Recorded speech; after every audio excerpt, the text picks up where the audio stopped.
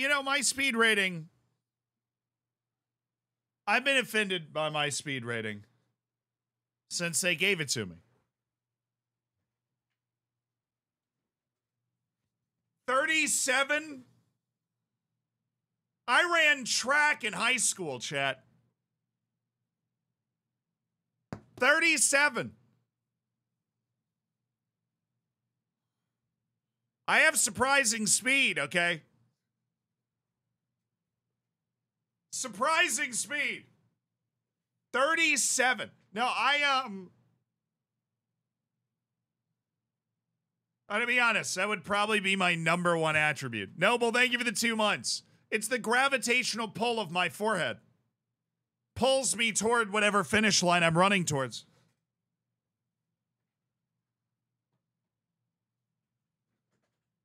That's what it's all about. I hope you guys had a good day yesterday.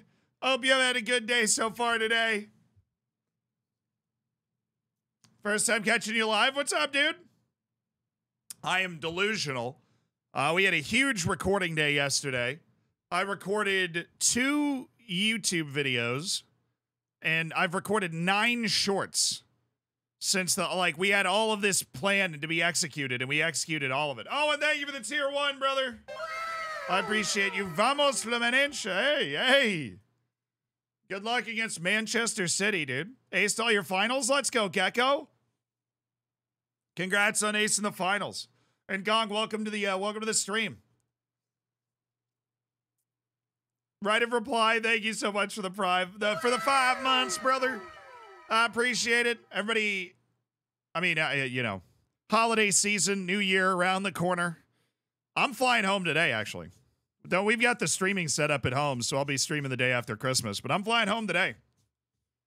I'm excited. I'm going to see my parents. Oh, my God. I am traveling home today. Do you remember me from the stream before? No, I do. I was there, Owen.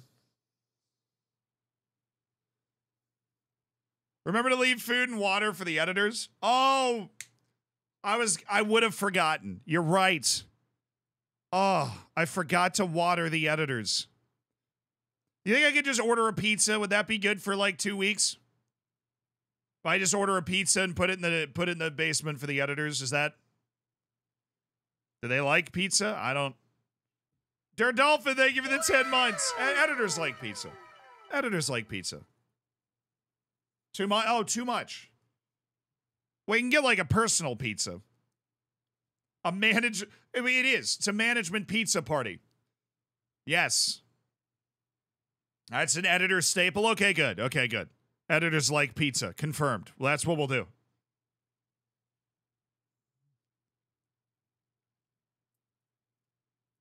Have the mods been fed? They decide when I get to eat.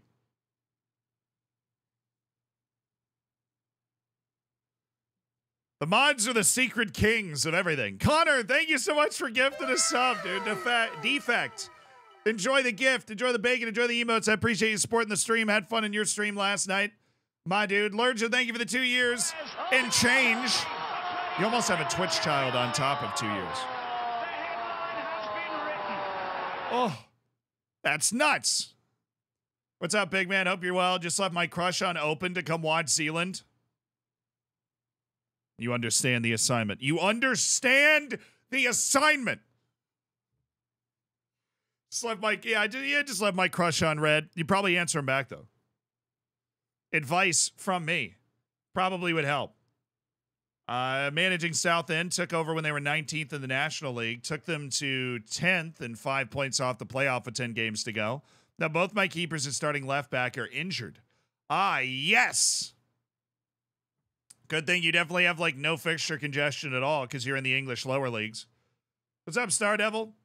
Dare Logie, I just won the DFB Poke All with a 3rd division team from the quarterfinal and we're no top flight teams in the competition. That is wild, but that's... I've never done that. I've never, like, won a cup competition from a lower level like that. Hopefully, you know, you had a good time. Did I see Luis Suarez join Miami? Yes, I did. I do not want him to do that. I do not want Luis Suarez to play at Inter Miami. I want him to retire so that he doesn't need to get a double leg amputation in 5 years. Retire. Brother, retire. Question and answer time. Is this a different database stream? This is a different database, Anarchist. We've been playing this the last couple days. It's a team of the best under 20 players in the world, and we're trying to, win the Prem. The Prem's probably out of reach, but we are in the semifinal of the League Cup, and we're fighting for Europe. Really, is what's happening. Akhmedova, thank you so much for the Prime, dude. I appreciate you. MLS headlines next year: Suarez and Miami FC take a bite out of the Big Apple.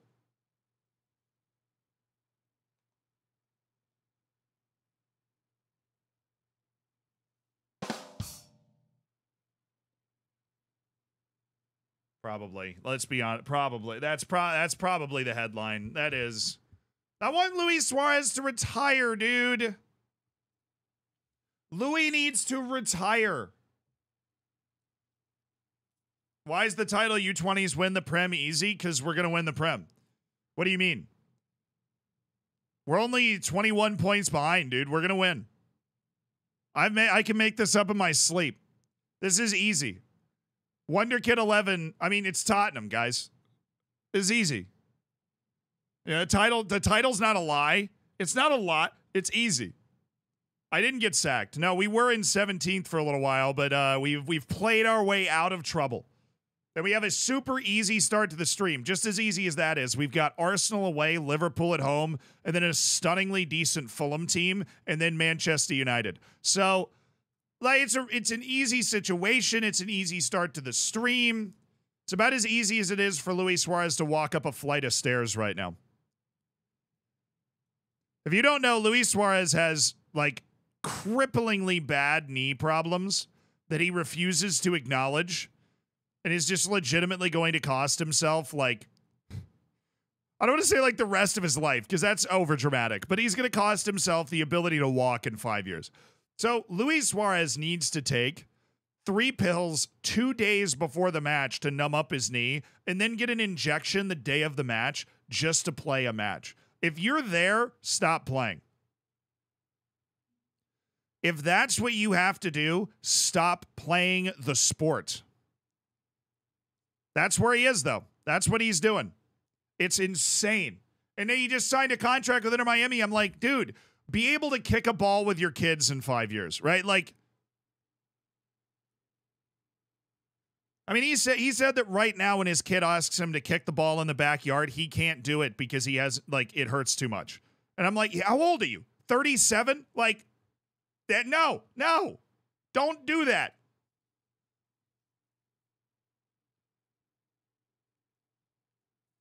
It makes me sad, right? It makes me sad. Because I always liked Luis Suarez. You know, as long as he wasn't biting people, I thought he was a likable guy. What are they doing? Little 4-3-3. They're trying to get them wingers behind us now, you see. They're going to try and get them wingers behind us. I can tell. I can tell what they're trying to do. They're trying to get them wingers back there and do all them fancy things. This is going to be a tough game. I mean, obviously, this is going to be a tough stretch, but we're going to win all the matches, so it doesn't really matter. Like, it's going to be a tough stretch for them because they all have to play us. You know what I'm saying? It's going to be a tough stretch for them. They're screwed. Have you heard about old Haas Redborn set the record for most wins in a single baseball season? No, but I am in love with that name. No Hato playing makes me sad. Hey, he's on the team. Being on this team is a great honor. Great honor. Part of the deal is to get... Yeah, okay, so true. I didn't consider the fact that maybe part of the deal for Luis Suarez is he's going to get a knee transplant. That makes it all better. That makes sense to me. What games am I watching this weekend? I haven't left this room in like 3 days, dude. My goal, for some reason, was to not just have enough videos that we can have a video come out every 3 days while I'm not in New York, like at the battle station. My goal was to get ahead so that the videos can be even better, so that the editors can spend even more time working on each one. So we've managed to do that, but at what cost? I haven't left this room in like 3 days. So do I even know what matches are happening this weekend? No, I have no idea. So I can't answer that question. Very normal response. Perfect. I have done, my Christmas shopping is done. Yes, I'm not one of those I'm going to Walmart the day before. Barrios, thank you for the tier 2 for 14 months. I appreciate it. Ah, perfect. What match should I watch this weekend? Did I see the Dodgers signed Yamamoto, that other pitcher? Yeah, I did. Or the other Japanese player. They're going to be like the most popular team in Japan. It's going to be really cool. How come I get wins versus Bayern and Lazio, but then get dominated against some small teams? Because Bayern and Lazio are coming out and trying to play against you while the small teams are trying to counter you. Which means the way your tactic is set up, you're able to beat teams that are open, right? Because you have the ability to do that, but you yourself are not playing in a way that helps prevent counterattacks and is able to, open up lesser teams. That's the issue. That is very often the issue, is the mentality of the team you're playing against. So if you play Bayern, they're like attacking or positive, and then you play some small team and they're on cautious, and it's that mentality difference that you're not able to handle well. It's the simplest way to explain it. You know what I'm saying? Home slice. Oh, square this. Oh, square this. Terrible pass, but good looking play. I love the lack of hustle there from Rico. That was awesome. We are now. Oh, look at Scalvini. Cookies.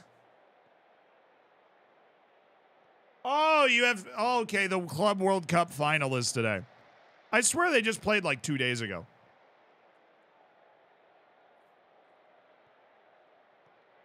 The Club World Cup final. Manchester City, that's a no-win situation. Because if Manchester City wins that, nobody takes it seriously because they're like, yeah, it's the Club World Cup, dude. You're by far the best team there. But then, of course, if they lose it, they get clowned for it. So, a no-win situation for Manchester City there. Now, Fluminense is also going to be playing like it is their biggest match of the year. Because it really, is it actually? Probably not. But will there be unlimited bragging rights forever if Fluminense happens to win? Yes. Dave, thank you for the 46 months. I appreciate you, Dave. Thank you for supporting the stream. Enjoy the bacon. Enjoy the emotes. So make sure you get in the subsection of the Discord, dude. I'm sure you're already there. If you're not, then I'm truly offended, Dave. Am I on full match?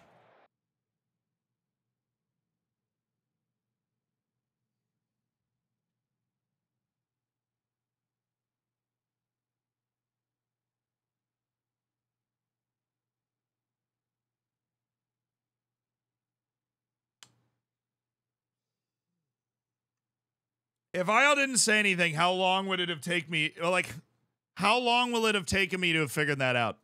That I'm watching literally the entire game. How did I not notice that? 90 minutes? Probably.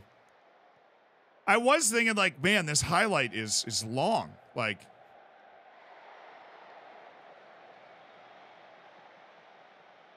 I was sitting here, I was like, dude, this highlight. But I only had that thought once. I should have had that thought more as a conscious human being. Honestly, what helped it is that they did hit the post. And so I was like, oh, that was part of the highlight. I guess hopefully we're about to get one now too. But like, no, it was from the penalty shootout. We ended the stream yesterday in a penalty shootout. Which, oh, Balde, you freaking lemon.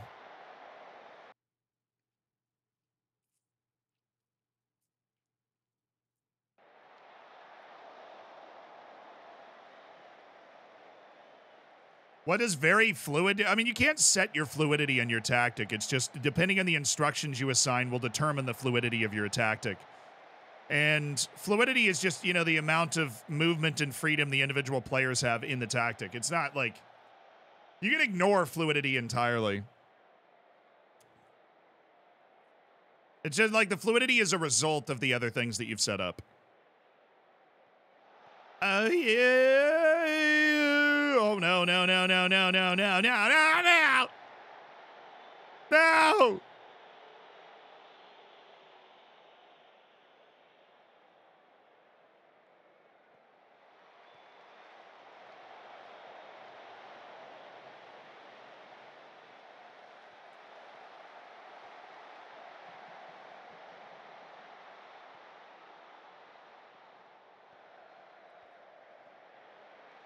Dude.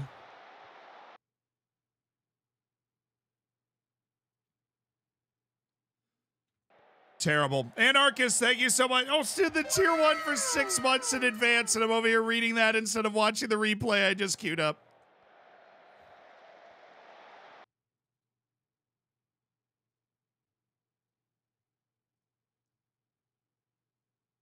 That is a really incredible run by Declan Rice, sir. Thank goodness it was Declan. Wait, hold on. They scored a goal on that play. Are you serious? Are you? I thought the freaking play was over. How do we?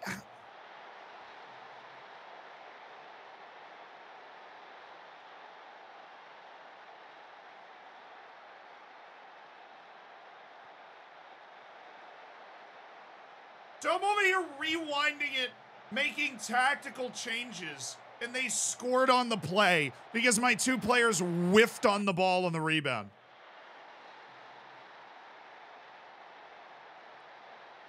I was already making tactical tweaks based off what I'd just seen in that play.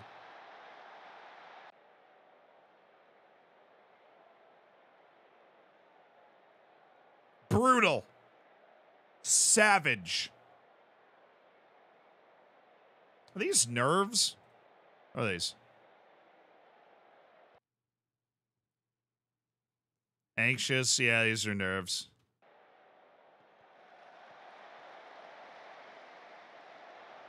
We suck at set pieces. I know that. Like our defense. Anxious, frustrated, and anxious.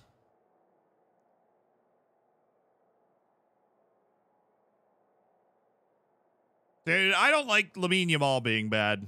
He's one of the few people I was hoping would not be bad. But we're going to do a double wing switch at halftime. Hendrick and Matisse Tell, you're in.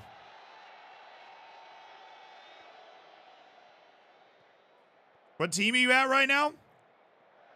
I'm managing a Wonderkid 11. I think Matisse Tell just got hurt in the first 15 seconds.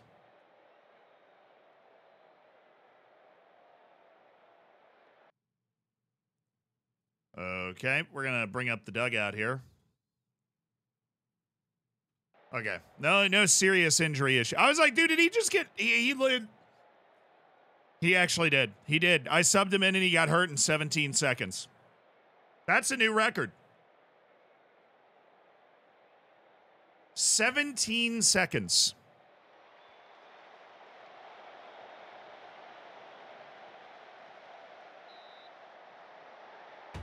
Come on. Can you show the league table? We're in 8th. We are in 8th. Tottenham has 45 points from 18 matches. We're a little off that pace. Dang it, man. That's terrible. That's terrible.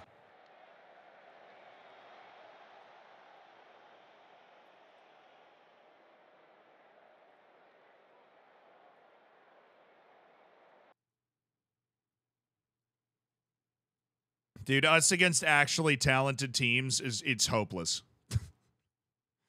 Us against actual teams, absolutely hopeless. So I have to choose between that dude is tired and that dude is playing poorly. Those are the two choices I have. I'm going to keep the guy that's playing poorly but isn't tired on the field. Bit of a 50-50 there. Did I watch Madrid's game yesterday? No, but I know they're top at Christmas. Because Girona drop points. So Florentino's probably using that to try and bolster his Super League claims. Thought this was going to be easy. At least you thought. I had no idea what to expect from this. I had zero idea what to expect from this. That's a problem. Callum, thank you for the 32 months, dude. I appreciate you supporting the stream. Enjoy the bacon. Enjoy the emotes.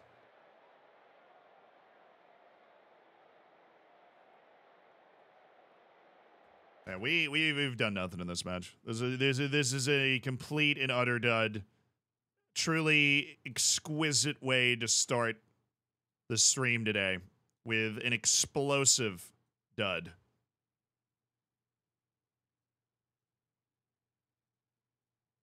But I'll be darned if we don't take advantage of the fact that we are very lucky to still be in this game and try and go get something from it. How you like that change? Huh?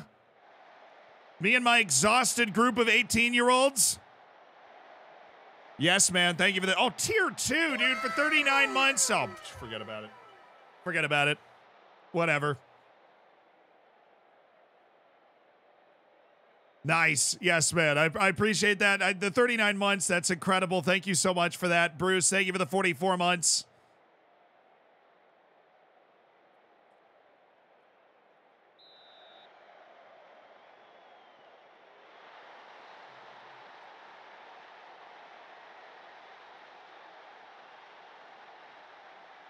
Happy holidays to you, Bruce. Thank you for the 44 months. Enjoy your bacon, enjoy your emotes, and, you know, I appreciate you being a great mod and all that. Am I going to go to the Bucks game when I'm in Florida? I don't know. Maybe. I've had season tickets my whole life. Not me, but like my family, so. I might perhaps.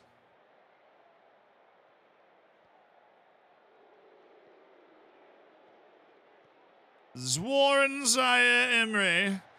Indrik, my good man.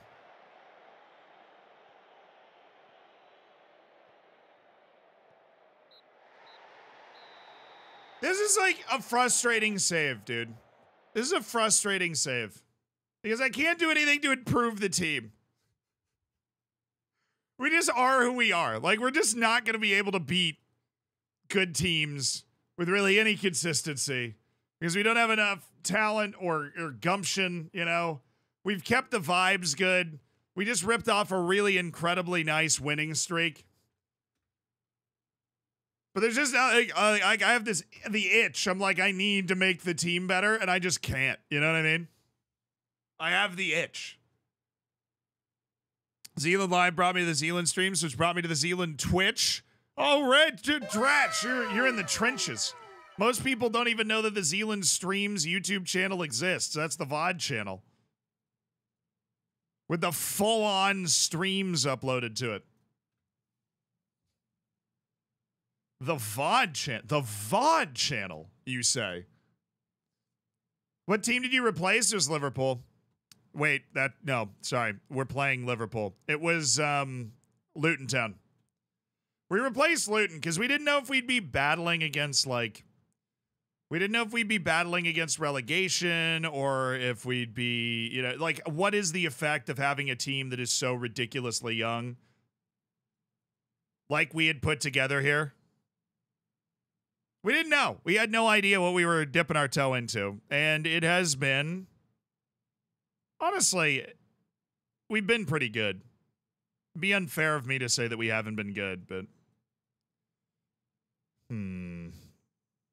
Valentin Barco is the center mid on attack. He's a good player. So is Arda Güler, but.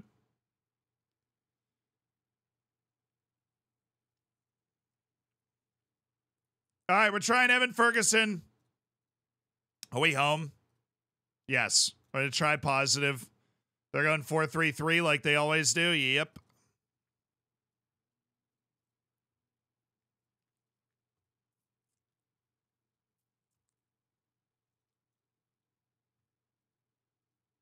All right, I'm going to try to take our intensity down a little bit because I think it might be dragging us out of position a little too much against good teams. Tactic change. Here we go.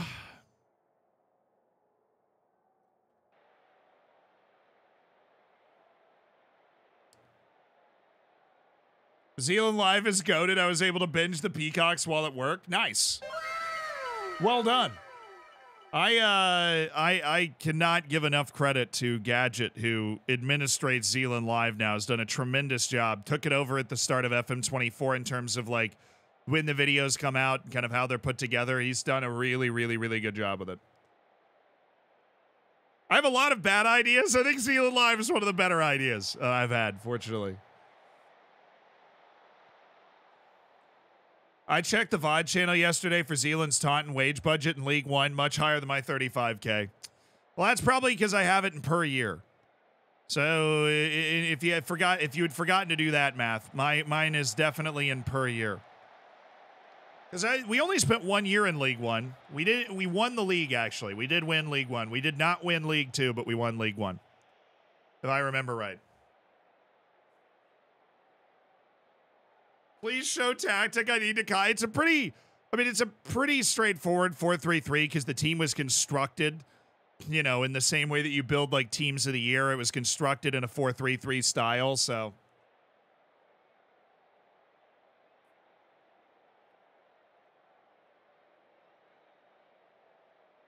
We've actually completely shut them down now that I took a little bit of that closing down off. Don't. Football Manager, I'm familiar with your game. Don't do it. You're thinking about it. Don't do it just because I said that. That would be mean. And mean-spirited and not in the holiday spirit. Thank you. Thank you very much. Surely you're... Oh, he actually did absolutely cook him. Nice work, Oldhelm. I don't change my wages. The basic setting in the American version of Football Manager is in per year. Because that's just how we calculate sports wages in the U.S.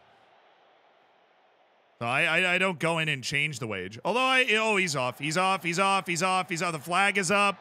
The flag is up. Let's hit and encourage and get a goal before the half to counter them. He's very obviously off. We're fine.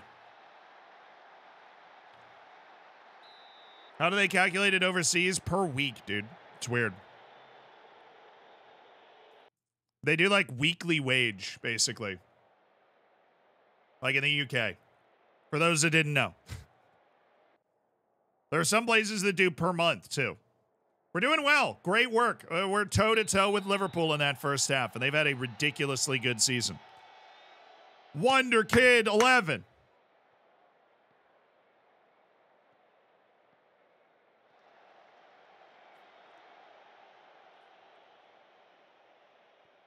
I find it easier to project my annual budgets by doing it per month and change it to that. How does that make any sense, dude? The word annual literally means per year. How is it easier? Wait. How is it easier to project your annual budgets if you're calculating it per year?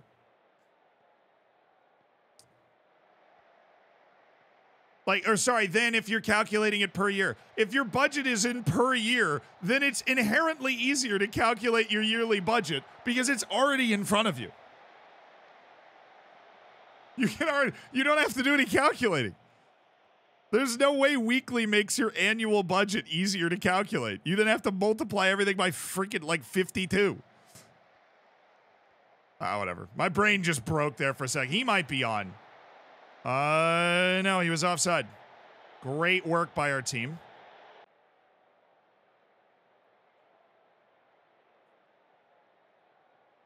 Has the team scored yet? We did lose 2-0 at Arsenal to start the stream, so we had that going for us. Now we're punching with a really sick 0-0 against Liverpool. I love when we do this. The guys with good ratings are tired, and the guys without good ratings are they're wide awake. They're ready to go. All right, Lamine, you're coming off. We can bring in Endrick. Arda Gulaire's coming in. Hey, A.R. Miller! Thank you so much for the 5 gifted subs, dude. Smile like you mean it. I smile like you mean it. They're going to push forward. We might be able to catch them on the counter. I'm not going to make super offensive subs. Miller, thank you so much for supporting the stream with kindness. The 5 gifted subs. If you got one, say thank you. The Holiday Spirit, Sagada Flunky, Mr. D-Man, Van Bradley, who's an excellent Civ player, by the way, and Lucky Points. Enjoy the bacon. Enjoy the emotes. Make sure you get in the subsection of the Discord. Do save your saves and stuff. I was actually sitting around on my computer, and I offered... In the subsection of the Discord, I went in and offered. I was like, anybody need their save saved? But it was like 9 p.m. Nobody needed their save saved. I was like, oh, okay. Fine. I'll go home then. Lord Flep, thank you so much for the prime. Yeah, I realized that everybody that was in the eastern, east of the Atlantic was asleep. But I was like, oh, all right. I was trying to procrastinate by just saving people's saves in the subsection. Flap, thank you for supporting the stream, dude. And Miller, thank you again for the 5 gifted. Hello, English community. It's the French community here. What's up, Arthur Ray? What do you think about FM24 at the moment? Oh, yo. Arthur, I'm loving FM24. For those that don't know, Arthur's the biggest French football manager streamer. We met at SI's event. Really cool dude. I'm loving FM24 right now. Delta68, thank you for the 7 months. Appreciate you supporting the stream with $5 of Jeff Bezos money. Oh, were we about to score? We might be. Lavia? Yeah. If the Bucks lose Baker, who do you want at QB next season?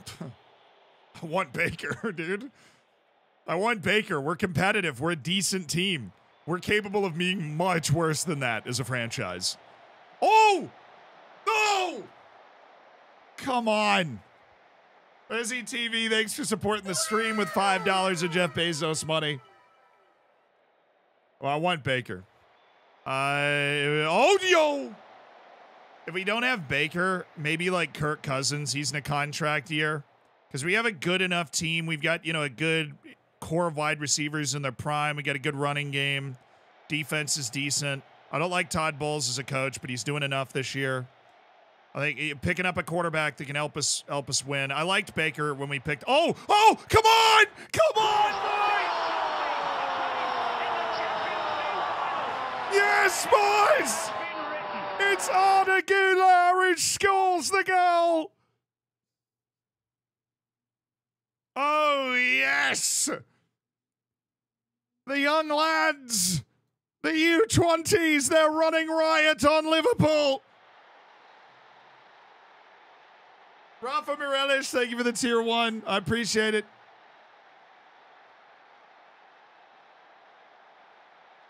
Thank you for supporting the stream, dude. That goal's for you. Oh my goodness, what a pass by Evan Ferguson. I literally just subbed the guy out. I didn't realize that whatever. What a goal, and I brought him out for Yusufa Mukoko so that we had pace.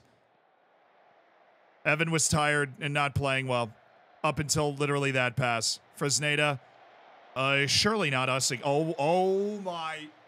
Way too comfortable with that touch. Yeah, there we go. There we go. Valentin Barco, Arda Güler. Good God, man. You're a sub. That guy's been on the field the whole game. How are you letting him catch you? Oh, Endrick, see you later. Shoot. How are you so bad at scoring?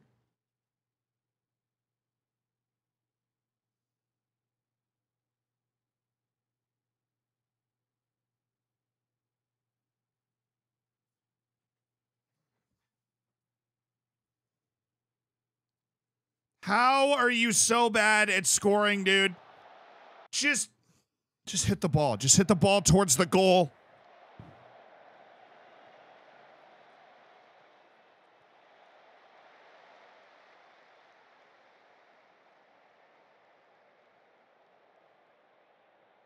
Todd Bowles always looks like he's confused when I see him on Red Zone. He usually is. He's a great coordinator, but I don't think he's a good coach. Is the issue. What can you do? He's doing enough right now. I just wish he'd call defensive plays and just leave the offense up to other people. Leave coaching the team to other people. Endrick at Real's going to go crazy, though. I mean, it's hard. It's so hard, right? Even Vinicius, look. Vinicius was the same sort of thing. He wasn't quite as hyped. But he got to Real, and after he got to Real, it took a couple years as well. So I remind you to be potentially patient. Be patient with the lad. Because even after he gets to Real, it might take a couple years. And before then, you might have Benzema saying, I swear on my life, he's playing against us. You know? It takes a little while. It's a very large jump. But Endrick, everybody that watches him, and I've obviously watched the highlight reels, you know, seems to acknowledge that he's got that it factor. He has something special about him. He sees and does things that other players don't do. So if you can refine that consistency, You know, that's how you find and create special players, right? That is. Tebow, thank you. Thank you for the year. I appreciate it, dude. I appreciate you supporting the stream. Art of Galere. Love the time wasting here. That wasn't bad. We just beat Liverpool, dude. That's what I'm talking about, boys. Well done, well done. That's 3 points over Liverpool there today, boys. Great work. Just absolutely ruined their title chase. They're now 5 points behind Tottenham with a match in hand, so I just knocked them off the top of the league, essentially. All part of a day's work. Big Boxing Day for us. I actually heard that one before. It's a good one. I'm going to go with a B. Thank you for the 31 months. Be sure to provide your A to F rating for the wonderful dad joke that's just stepped in here from Hjorth Tequila.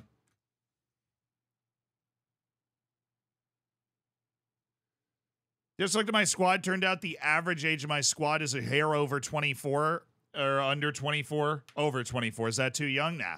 No squad's too young as long as you have a very good hierarchy. Our issue is that we don't. We have Gavi who's growing his way up.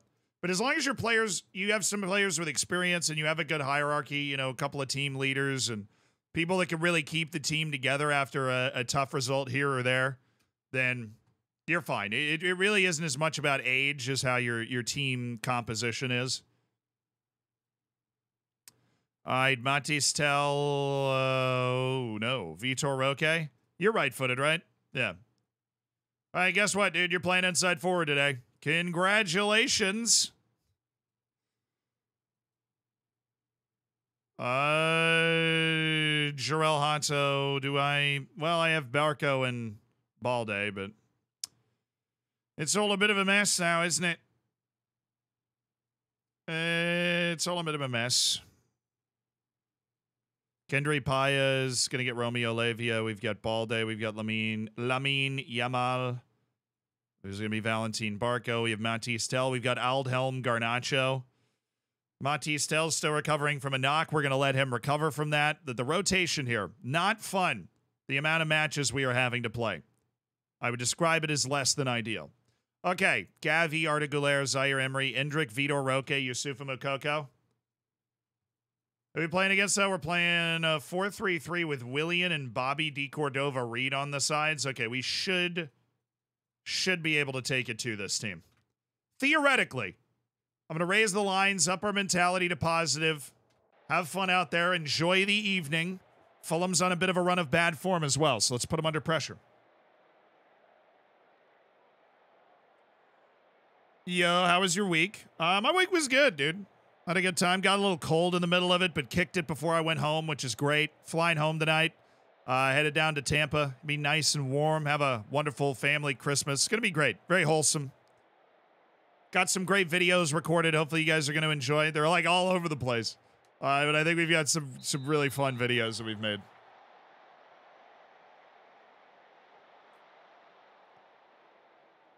Casse, thank you so much for the Prime, dude. Thank you for the 8 months. I appreciate it. Have I talked about the cup match yet? No, we talked about that yesterday. The Ajax cup match. I literally DM'd the club on Instagram. I want to go. I want to go to their next cup match. Next YouTube video will be out tomorrow, yeah.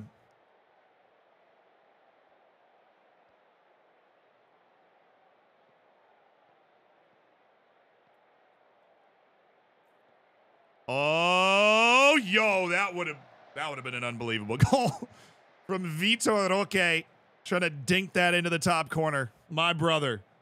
Hope you discussed the World Cup qualifying summary from last month. That was wild.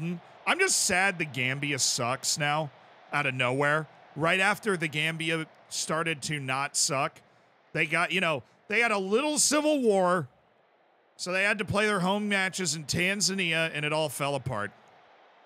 And I was on the Gambia train, and now I look like a fool. I'll tell you what we are going to do, though, is Macwell and I. You guys know Macwell from the YouTubes or from my World Cup streams. We're going to make a... oh, get in! 2 goals in 2 matches for Arda Güler. I don't make the rules.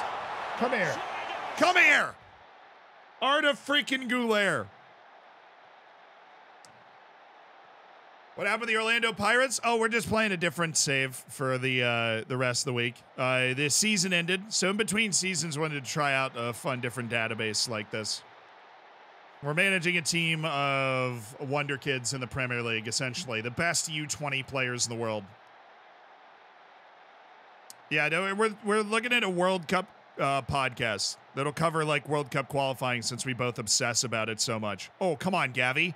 Oh, how did he not score that? But he was offside, so it doesn't matter.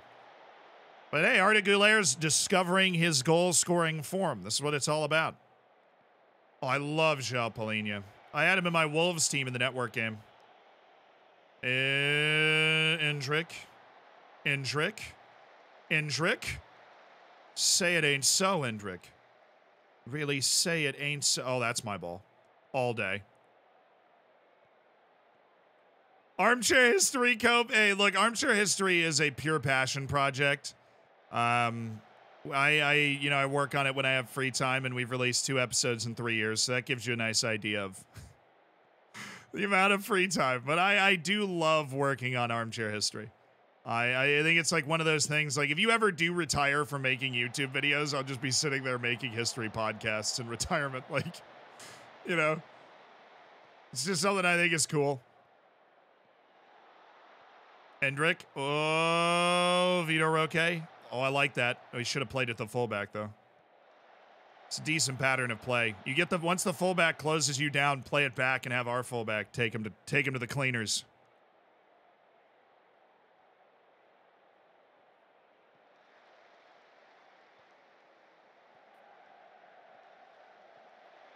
Let's go! Whee! Good save. We need more 20 good minutes live. Yeah, I know. We get that firing in the new year. We were recording that live every Wednesday. That was cool. We're going to do more of that. Just got to get into a rhythm, and it's hard. Like, get in. It's hard personally for me to get in a rhythm around the holidays because I'm traveling so much. Right? It was like Faroe Islands, Thanksgiving, marathon, Christmas, right? Like New Year's.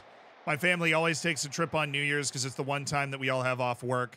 And so I'm always traveling on New Year's. And so we, oh my good dude, no.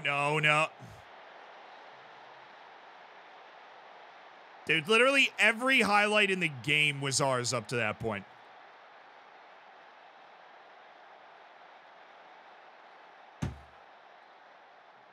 Top 10 foreheads of, that would be a hilarious short. The top 10 foreheads of AFCON 2023. AFCON is coming up. Oh, I love AFCON.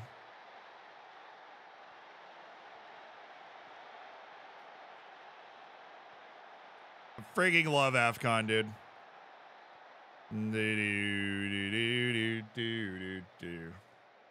AFCON's awesome. I remember watching it 2 years ago. Friggin' Comoros beat Ghana. Like, it was just chaos. It was complete chaos. I hate AFCON because we're losing Salah. That's totally fair. But AFCON, get over losing him by watching him in AFCON. AFCON, it honestly might be the best continental competition. It's happening in the middle of the year. The players are super fit. There are so many teams that are decent in Africa. Like, there are so many teams that if it's the right day, like, everybody's in the mood, right? There's nothing wrong with the federation. The guys are getting paid on time, right? That they could beat one of the best African teams. And so it's just such a chaotic, like, Zambia made the final. What was it, a decade ago?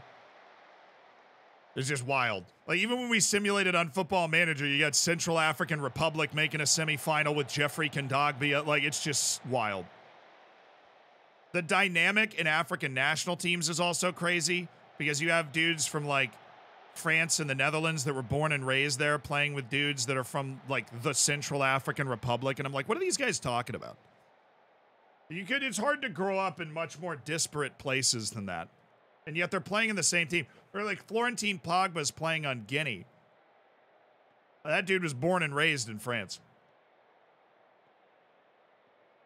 And basically every African national team has somebody from their diaspora because that's where those players are able to develop.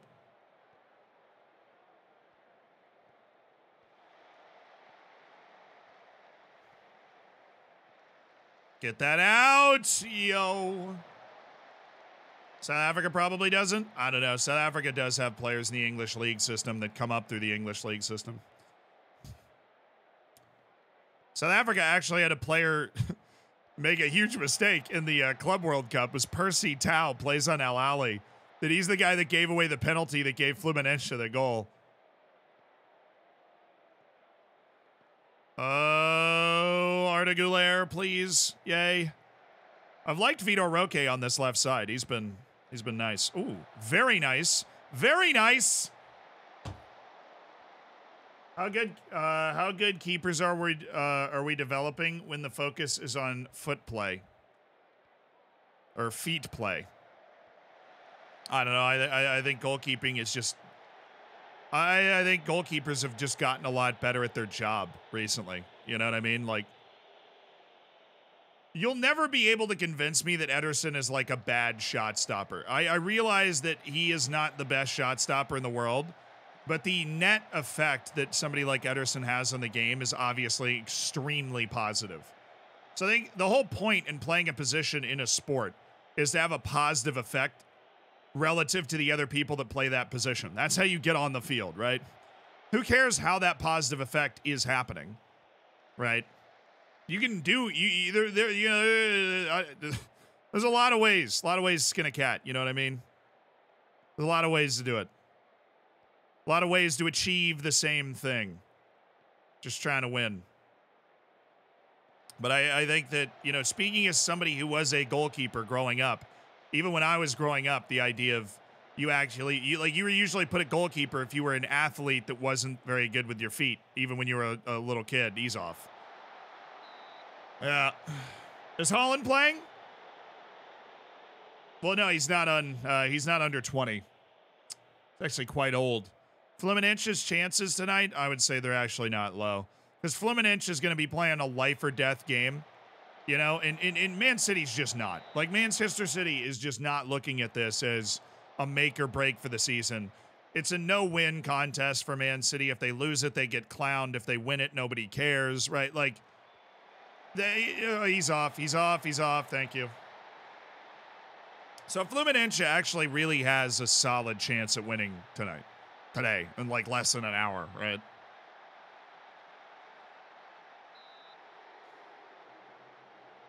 So, and it'd go down, you know, it'd go down as like a huge old thing.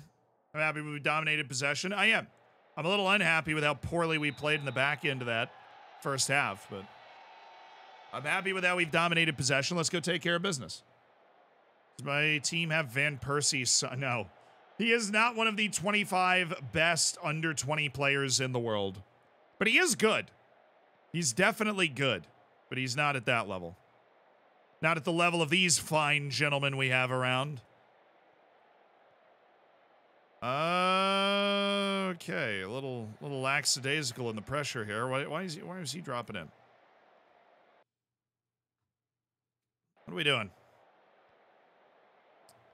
Oh, Tim Ream making a mistake. My sleeper agent, the American. Oh, I didn't hate that. Nice step by Fresneda. This is good.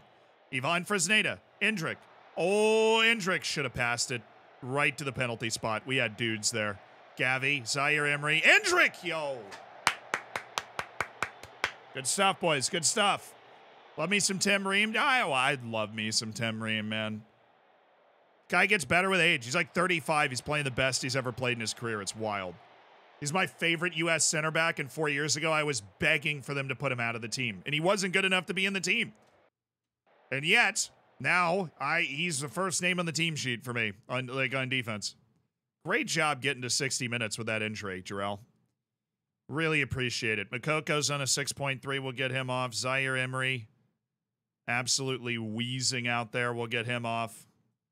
Bring in Kendry Paez, who has had flashes of real brilliance. And then Indrik has struggled to influence the game, so we're going to go with Lamine Yamal on the 60-minute sub. Woohoo! Come on, boys. We've been the better team. Let's string some wins together against good teams. That'd be a real statement. Oh, great touch. Oh, he leaves him in the dust. Oh, you got to pass that, dude. There's too much traffic. Please collect your boy Matt Turner. Dude, what happened to U.S. goalkeepers? What happened to American goalkeepers? It used to be the only thing we could do. Then you have Zach Steffen, who flames out spectacularly. Matt Turner is in terrible form. Like, terrible form. These guys are clear, like Zach Steffen and then Matt Turner, they're good, and then they eventually get regular time. Once they get regular time in the Premier League, their whole career falls apart. Zach Steffen is disintegrated. He's like, doesn't even get called up for the U.S. anymore.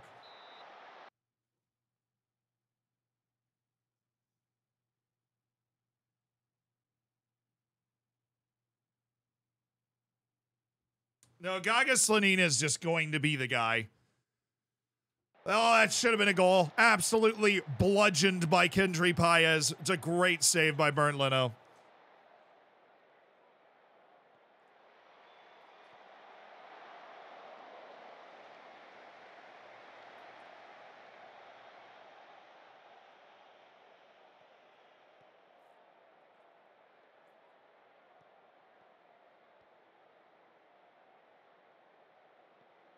Yeah, then there's a 17-year-old at Barca, but I don't know much about him.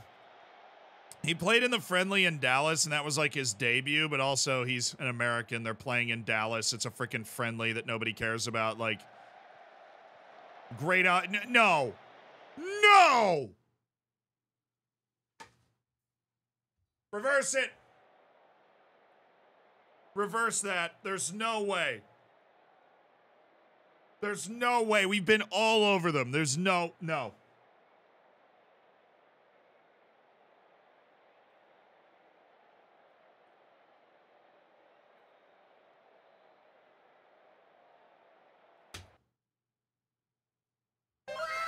Let's go, boys.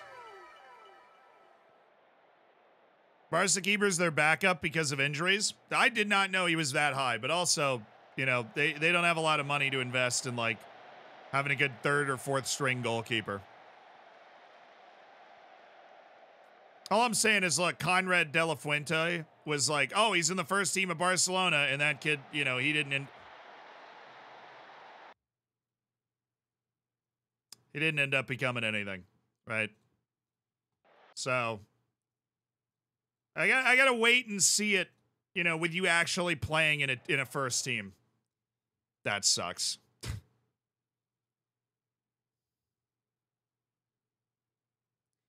All right, I'm going to bring in Aldhelm.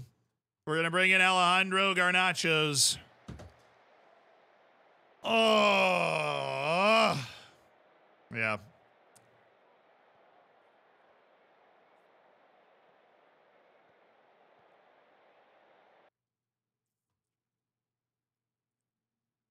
There's just nobody near him the whole time. Antonio Silva never found him. He was standing there waiting to receive that pass the entire time. It's the midfield run that Football Manager has just never been able to deal with. And I needed to have a man mark on there, dude. We've won every potential. We haven't won everything on the momentum graph in the second half, with the exception of their goal.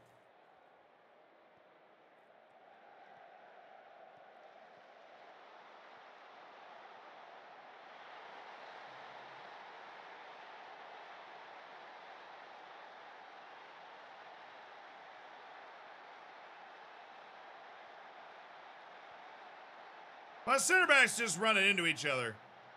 I don't know what Scalvini's doing here, but we have enough people to deal with this. Scalvini's right next to this guy, and then they both decide to mark the other player that doesn't have the ball. Like, I have no idea. That's one of the more confusing marking pathing things I've ever seen on FM. They both just decided to mark the guy that doesn't have the ball. So I don't know. I do not really know what I'm supposed to do about that one. Because it looked like we were going to be set up pretty well to handle that. This is just in the 1% chance we're able to pop a miracle here. Oh, that is, yeah, that sucks. That sucks a lot because we were running these guys all over the field.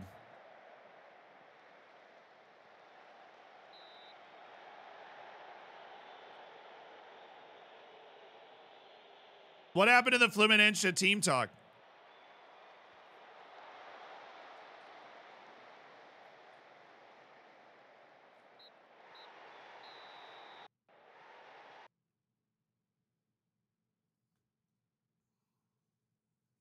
Wow, we should have won that match based on the chances we created, and we fumbled it, and it was a 6-pointer because we're right next to them in the league. And we really did outplay them. That sucks. Well, at least now we have Manchester United to, you know, really reset the mental. Oof. I beat Liverpool in the last match, lose to Fulham while at home, despite a 1-0 lead and 2 XG and 1 goal. I want to look at the XG table now. I think we're 5th.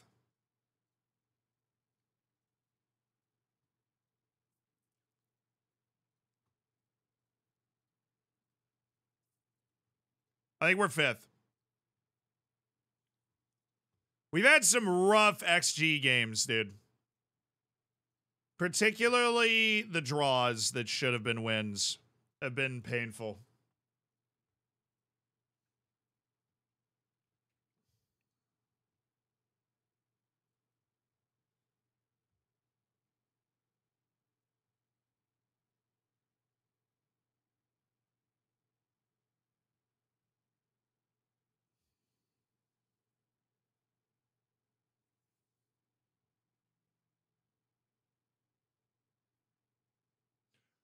Yeah, they really shouldn't have invented the XG table because that just makes me so sad.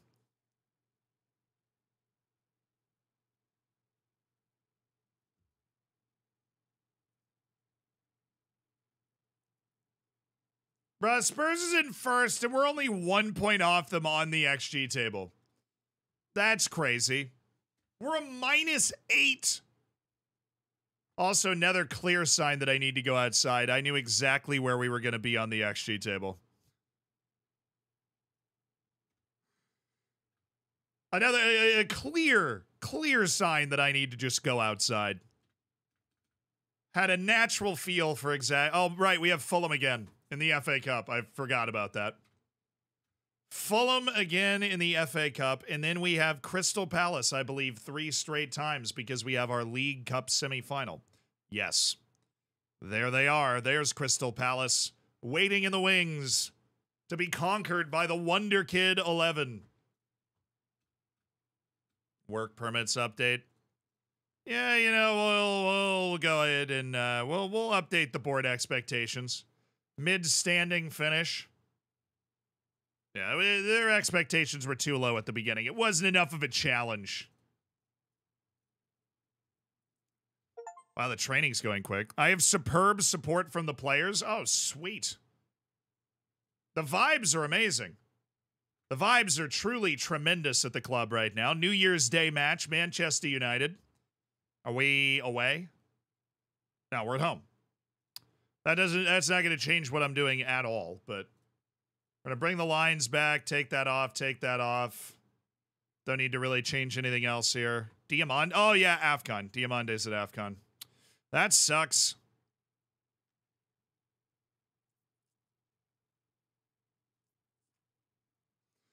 Oh, so Jarrell Hato also recovering from an injury, so this is just a bad time to be us, I guess, because our center backs are playing. Where's Romeo Lavia? There he is. All right, Romeo. Oh, João Neves is on his way back. That's great. Right at the end of our incredible amount of fixture congestion. Super happy for him. Glad he could join us. Perfect. So Mukoko, Yamal, Matisse Tell, Gavi, João Neves, Zaire Emery, So Gavi's not fit enough to play, so we're going to go with Valentin Barco and then Janevic next to Valentin Barco. Then Balde, Scalvini, Antonio Silva, Rico Lewis, because Hato's hurt and Diamande's gone, so we have no other center back options. Romeo Levy is going to be the deep-lying midfielder because Zaire Emery's too tired. Yeah, this is good. This is good. They're playing a 4-3-3. Bruno's going to be the guy that's making the moves. It's not going to be Eriksson, so we'll close him down. Life is fine. Oh, we have to exact revenge. Oh, yeah, we lost 1-0. We played them to start the season, and we lost 1-0. Got to go get them. Stumpy, thank you for the prime. Thank you for supporting the stream, dude. Enjoy the bacon. Enjoy the emotes. Thanks for sending $5 to Jeff Bezos money.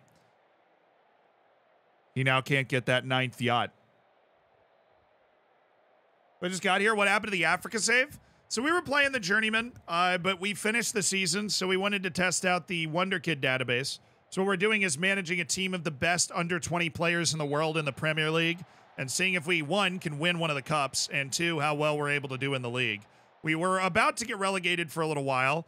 Then we got hot, went on a win streak, and we're like 5 points out of Europe at the moment with a team of teenagers. The best teenagers, but teenagers. It has been a fun tactical challenge and man management challenge. It has also been frustrating because they're just seeing, you know, we're 5th on the XG table. Let me put it that way. We have underscored our XG this season rather convincingly. Yes. How did the season finish? All right, I'll give you 5 seconds if you don't want spoilers, if you haven't seen it on the live channel. 1, 2, 3, 4, 5. We won the quintuple. We won the African Champions League, the MTN Cup, the Telcom, the Nedbank Cup, and we won the South African League. So we're going to let our contract run out and find a new job. We have 3-star reputation and a Continental C license. So we're going to be searching for a new job and see what great job we might be able to get. 5th on the XG table. It's a Potter masterclass. Glad we could help. City already scored. There you go. Is there a worse team to be losing to 1-0 early on than Manchester City?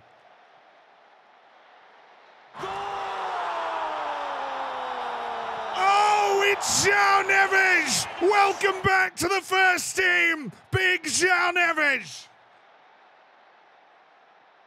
Oh, yes. You can always use exclamation point song if you want to know what a song that's playing is. You got a functional command. Great to have him back. That deflected off the defender and the keeper's fingers, but it's in. But it's in, lads. It's in. Wonderkid 11 is that team. Oh, if only we could be that team more often. Just keep putting up good XG. And then, you know, man, we missed him. We've had, you know, we had the whole December run of matches. We had it without him. Oh, that's 2-0. That's 2-0. That looks like the Manchester United I know. That looks familiar. So we're playing United, you say? We're playing Manchester United, right? Okay, cool. That was Victor Lindelof playing Yusufa Moukoko in on goal there.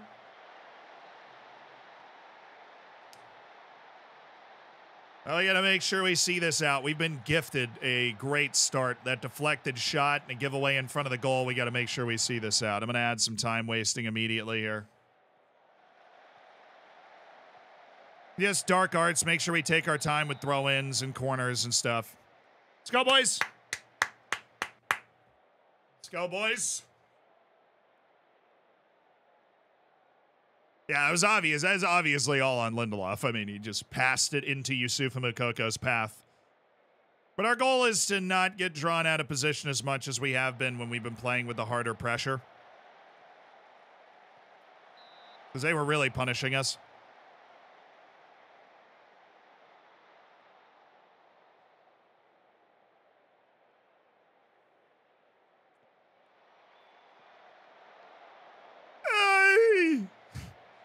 No, I don't like that.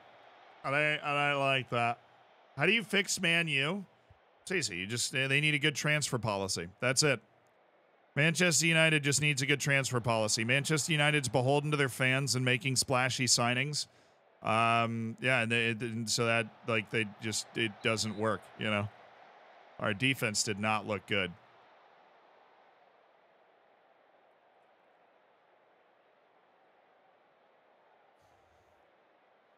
Manchester United need new owners who can build, need new owners who will bring in a manager to actually build a team. I mean, but they've done that, though. At the time that Manchester United signed Erik ten Hag as the manager, was he not one of the hot managerial prospects on the planet? And have they not spent hundreds of millions of dollars to bring in the players that he wanted? And have they still been bad? Yeah. Like, they just need a less reactionary overall transfer policy. But we can't pretend like Erik ten Hag didn't go spend $100 million to bring Antony over from Ajax, right? Like,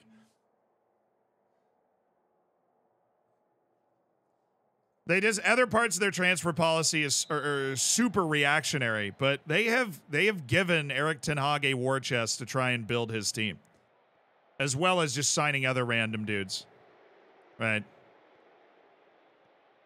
I think the biggest issue Manchester United has is they give out massive contracts relative to the other teams. So it's very hard to get rid of players once you don't want them anymore.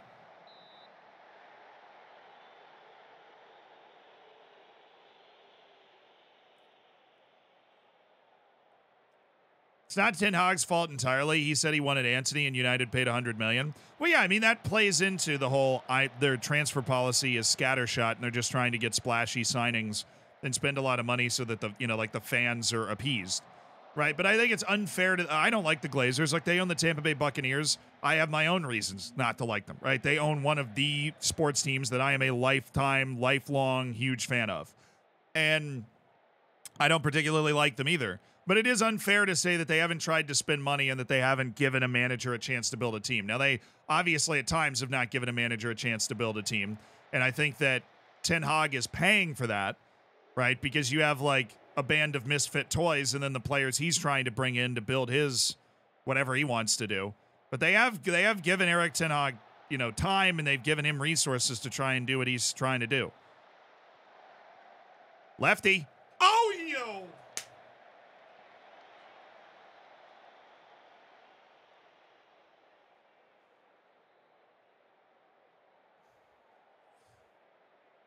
I think that Manchester United focuses on press hype and like general hype when it comes to their transfers and less on the person they're signing. Wow, speaking of Manchester United, we're up 3-0 on Manchester United right now. That's Matisse Tell at the back post, slamming the ball home.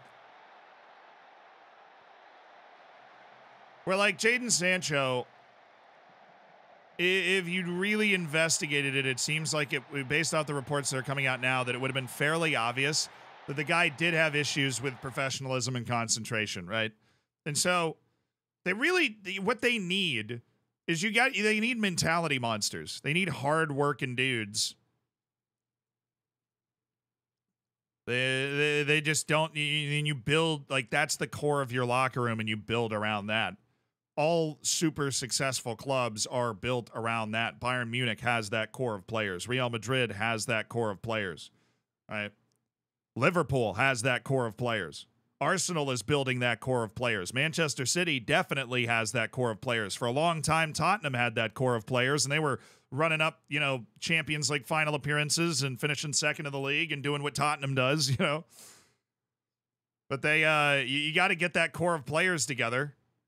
Right, and Rashford and Maguire, and like, they're just not it. Like, they just don't. It's not it. United is just a band of misfit toys that clearly have talent, but you need the core. Did you see the Football Manager official tweet where Ange is answering questions from earlier today? Yeah, I did. I saw. I love the fact that Ange plays FM. I'd hate to bother him, but I'd love to game with him sometime, Really hate to bother the guy. He's a little busy right now. All right, to make some subs to avoid injuries here, get fresh legs on the field, and see out the rest of this game. This is our best win of the season also. This is just straight up our best win of the season.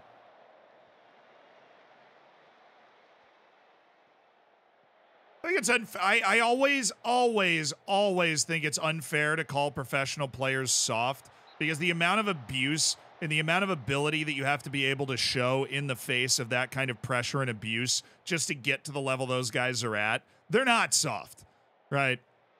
I think it really is just a lack of leadership and a lack of general squad determination. I think it's pretty clear.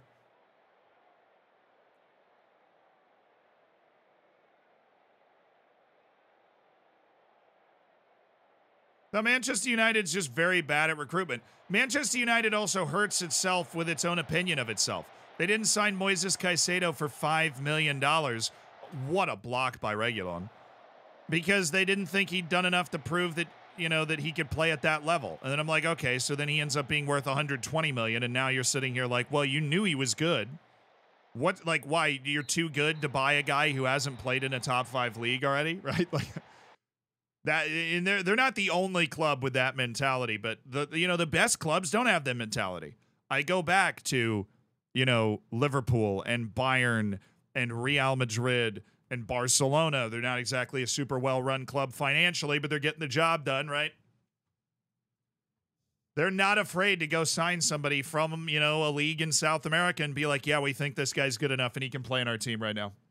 But United does not do that. United signs notable players with high reputation all over the world. They use like a football manager term. And they use that as like their currency for like, hey, we're trying, right? We're trying to build this winning team by putting all these guys together.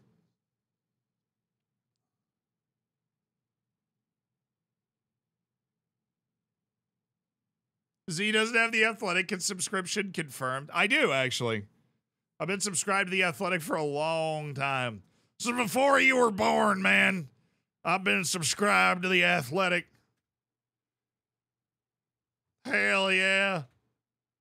League Cup semifinal. Crystal Palace. Ugh. What a tasty draw for us. Then a final against Bournemouth, hopefully. If we can get through. But hey, the way we just demolished Manchester United 3-0, although XG, we kind of didn't deserve it. The optimism is flowing around Wonderkid's 11. It's explosive.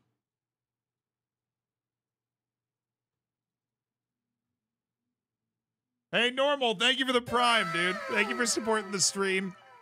Appreciate you spending $5 of Jeff Bezos money to do it as well. Enjoy the bacon. Enjoy the emotes. Oh, I haven't heard this song in a long time. This is a very, very difficult FA Cup draw for us. We'll see if we can handle it. United probably would have ruined Caicedo anyways. I mean, I guess, but like, the way that I play Football Manager and the way I like teach you guys to play Football Manager, the way, people have played Football Manager for a long time, regardless of me, right, is, you buy low, sell high, right? It's like a basic economic principle. United buys high and sells low. Like every single time they're buying high and selling low. And it's like, you can only, you can't do that forever, right? Like you need to have some successes on the transfer market and like something, right? You got to do something. All right, Fresneda, Jarell Hato, Diamande's still gone, but at least Jarell Hato is here. We'll start him over Scalvini on defense today, just to try and give some of our center backs a rest. So we're away. We're going to go with the mid block. Since they're apparently giving us so many problems, we'll go with balanced in a mid block. FA Cup third round. Our first match in the FA Cup. Absurd that it has to be against a team in the top half of the Premier League, but whatever. Yeah, I friggin' know their formation. Let's go.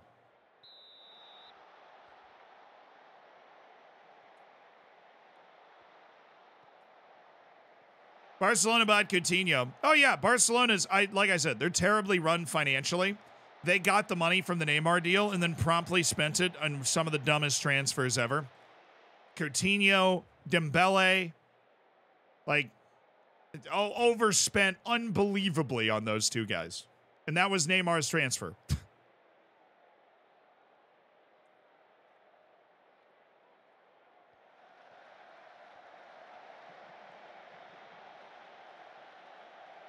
Oh, yo. I like that we've limited the match. That's good. Valentin Barco. Good gracious. Laughs in Dortmund, yeah. Now, Barcelona has made a lot of stupid financial decisions and made a lot of dumb transfers and went from being a club that got an unbelievable whirlwind to being a club that, honestly, if the rules were being enforced fairly, should be getting punished super severely for financial misconduct, but just somehow they're not. That is so bad from my keeper. Why? Like, is it just Fulham? Do they just cast a spell on us when we play them and all of a sudden we can't do anything right? Dembele had huge potential at the time. I'm sorry. I think spending 144 million pounds on a player like Ousmane Dembele is dumb. Right? Like, I get that you're like, oh, he has huge potential. But 144 million pounds. 144 million. And you're not an oil state, right? You are a club that is owned in large part by the supporters. You do not have an unlimited pile of money to fall back on. And you spend 144 million pounds. I don't think that's worth it unless you are signing Kylian Mbappe, Erling Haaland, right? Like, it's not. You know, he'd had little muscle issues before. I think if you want to go buy him for 75 or 80, sure, but 144 is like double that, man. It's an unbelievable amount of money, right? People always like when it starts with a 2, that just puts it in a different category. But I mean, 144 million is more than half of what PSG spent to get Neymar, right? It's a truly tremendous amount of money to spend on a guy that, yes, he was very good at Dortmund, but he's not the only very good player at a high level that exists in the world, right?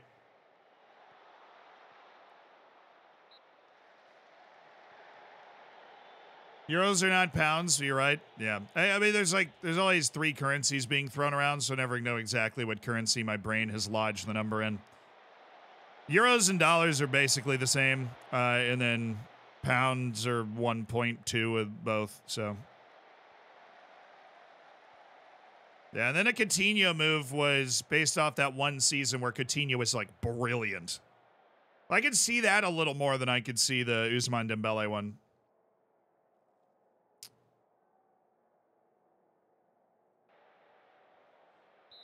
All right, at 60, we'll bring the lines forward if we need to, but I'm hoping we can catch them with a goal before then. And terrible pass.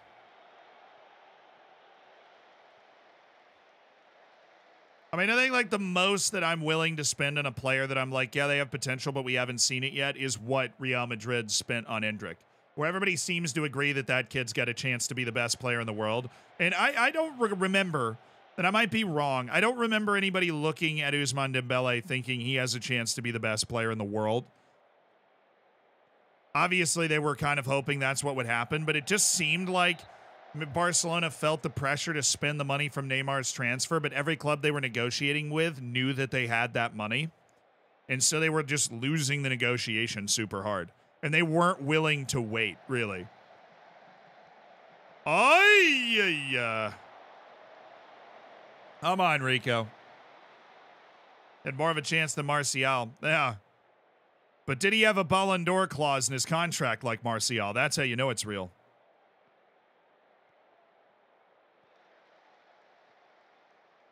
Barcelona really screwed itself with that. That was it.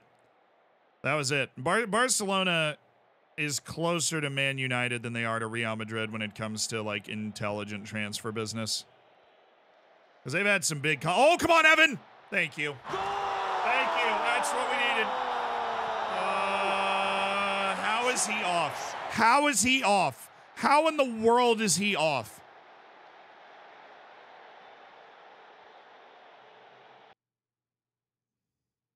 He has to check back through the player to receive the ball. Why is he not working back on side there, dude? Oh, get off. Get off the freaking field, man. Endrick on a 6.2. Miserable day for the boys out there today. Miserable day for the boys out there. Okay, Gavi for... Oh, I do have Jean Neves. Valentin Barco's actually having a good game. We can just go... I'm just going to make 5 subs. We're just going to go 5 subs, and we're going to throw ourselves into their half of the field, and boom, line change. Let's go get him. I had 5 subs that I wanted to make. Well, that's terrible from Zaire Emery. You have to at least get a touch on that ball to slow them down. But he won the ball back and then nearly gave it away again. The Zaire Emery experience. What's the skin to use this year? Well, we ported the Zealand skin into FM24.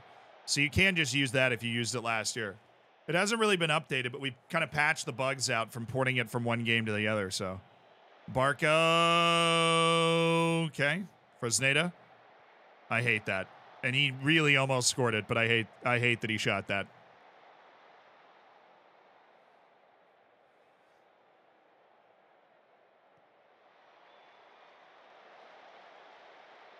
So Gavi box-to-box midfielder is a crime. Technically, either him or Jean Neves box-to-box midfielder is a crime. But they can do all of those things. I've played Gavi as a deep-lying playmaker, a centerman on attack, and a box-to-box, and I've done the same with Jean Neves this year. Whatever we need.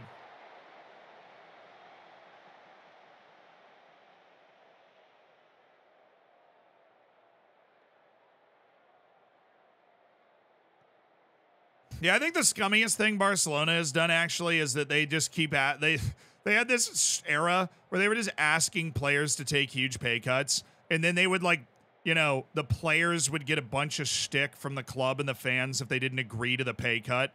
And I'm like, dude, you signed the contract. Like, how is this legal? You know what I mean? Like, what is going on? They're like, oh, well, they're voluntary. And I'm like, are they voluntarily doing it? Their employer is asking, like, yeah, you got to take a pay cut or we aren't going to be able to.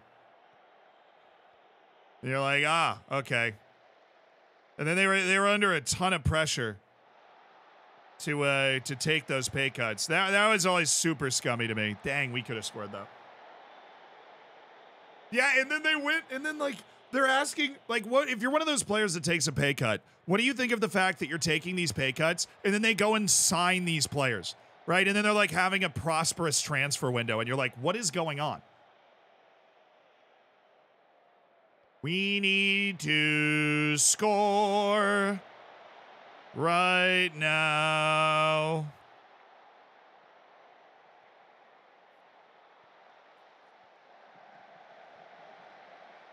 Wow, he mistimed that jump spectacularly.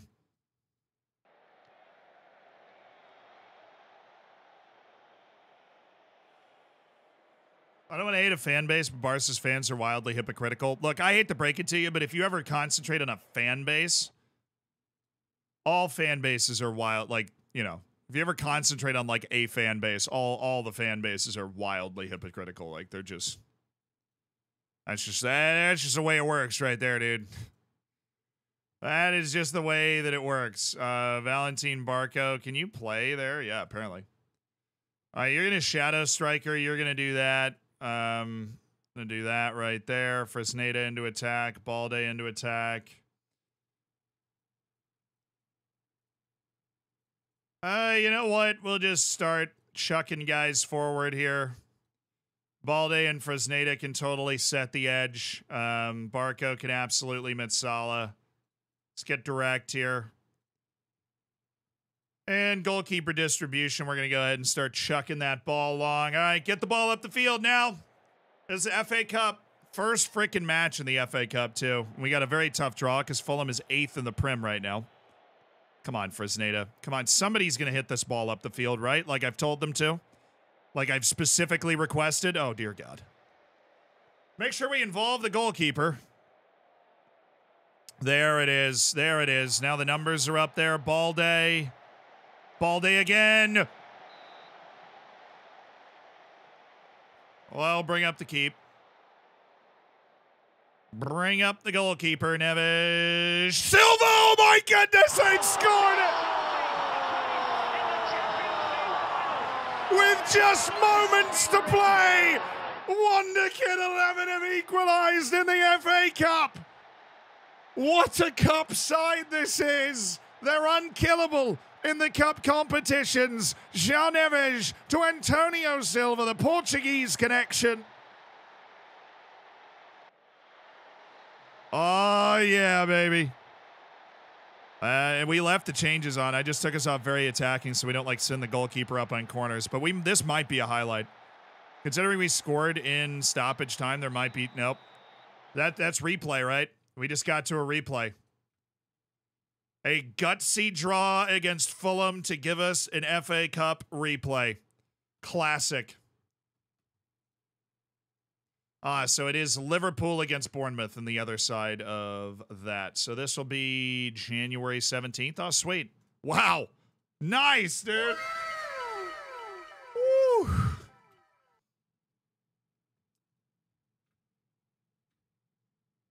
Wait, what was that?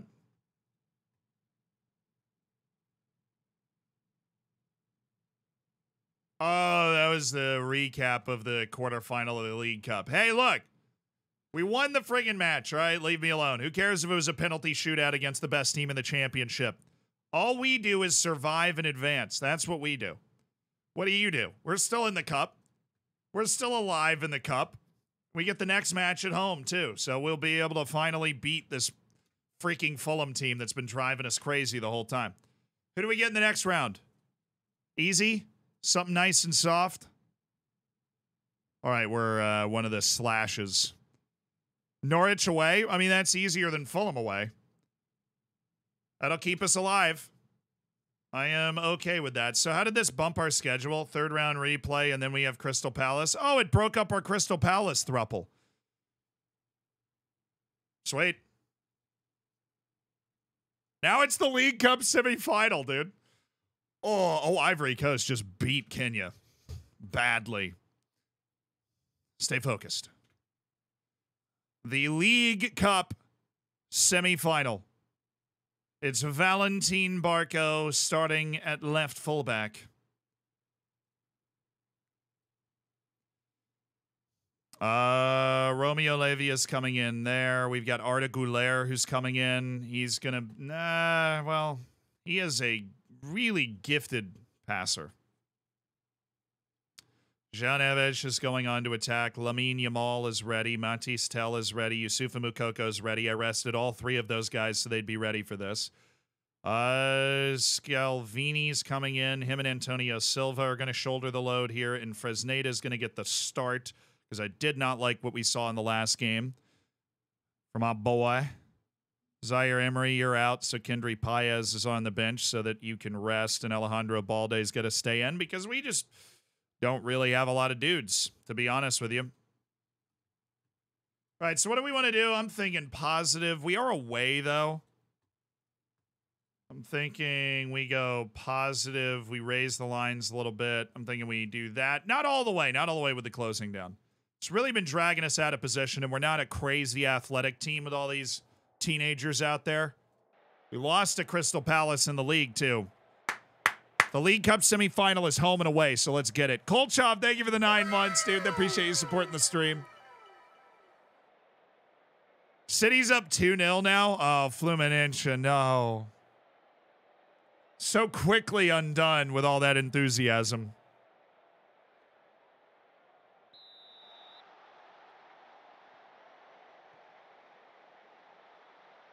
I just haven't had a lot of success with advanced playmakers this year. That's why I've been rolling with the deep lying playmaker. And we have played really well as a team since we introduced that. The deep lying playmaker and then a more fluid group in front of them has worked well because they don't try and make over complex passes. They usually end up just working it to those midfielders. Yeah. The reason Arda Güler is not the center mid on attack is I want him to involve himself in the build-up a lot more. There's no away goals in this, right? Because we're in England. Oh, yeah. I really don't remember. I know I've played in this before. Erks, what's up?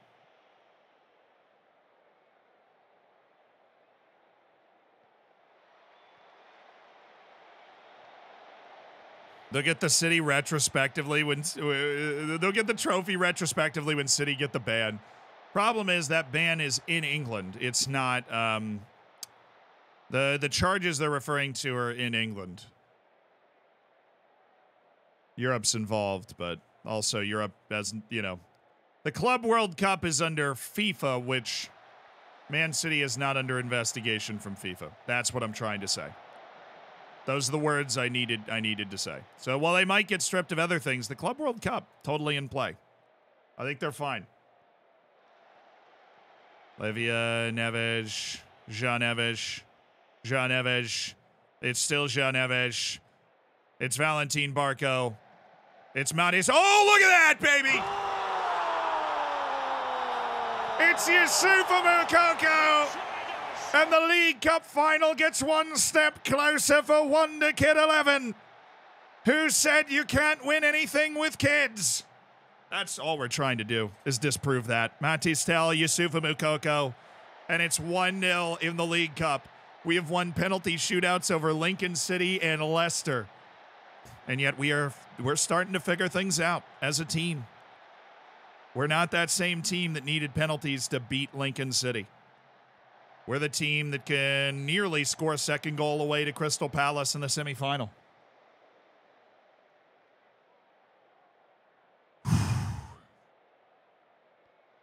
You think the charges get dropped? I don't. They broke the rules. The way the rules are written, Manchester City broke the rules. Yeah, but I think FFP, honestly, FFP doesn't make a whole lot of sense to me. Maybe it's just my American brain. I don't like FFP because FFP just keeps the rich rich and the poor poor, right? Like you know, you have to dramatically increase your revenue in order to dramatically increase the amount of money that you are able to spend. And that was the issue that Manchester City was trying to combat with most of their charges, is that they're finding illegal ways, illegal in terms of FFP, not like in the laws of a country, to increase their revenue so that they could spend more money.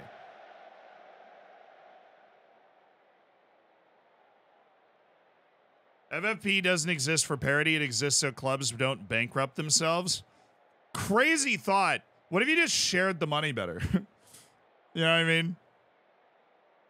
I'm not saying don't cap spending, right? I'm just saying that there are better ways to do it that allow teams, you know, that allow teams to compete. There are better ways to do it that allow teams to compete. Very happy with our first half performance. We've got the lead on the road in the League Cup semifinal. First leg. Second leg pending. How would someone poor get rich without increasing their revenue? You're not trying to get rich, dude. You're trying to win.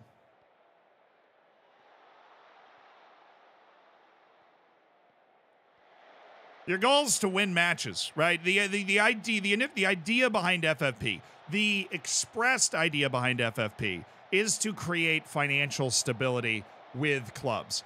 The underlying emphasis in FFP and the reason that all the big clubs support FFP is it keeps the rich clubs rich. It actually makes it illegal for somebody to do what Manchester City did again, right? It's the reason that the people, you know, it's the reason they come in at Newcastle United and had to figure out exactly how much they're able to spend, even though they're worth billions of dollars, right? Because it insulates the top clubs from the moneyed clubs, the new money, the people that are going to come in and try and spend money and improve their situation. But I think it also insulates them from a club like Leicester, let's say, right? And Leicester goes, all right, we just took a big step. We want to, oh, yes. Huge second goal. Like Aston Villa is going to need to demonstrate a significant increase in revenue, right, if they want to spend significantly more. Even though the way it's setting up right now, Aston Villa could try to become one of the big money teams. I just don't think, unless you have somebody get bought by Saudi Arabia, you're ever going to have another, like, as long as FFP exists in its current form, you're ever going to have a club actually grow into being a type of team that can consistently challenge for trophies. You're not going to have a new team grow into that.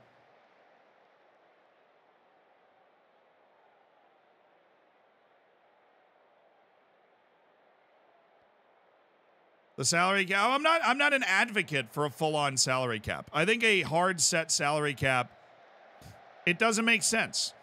It doesn't make sense for football, for Premier League. For the NFL, it makes sense. That's fine, right? But I don't think I'm an advocate of a soft salary cap like they have in baseball.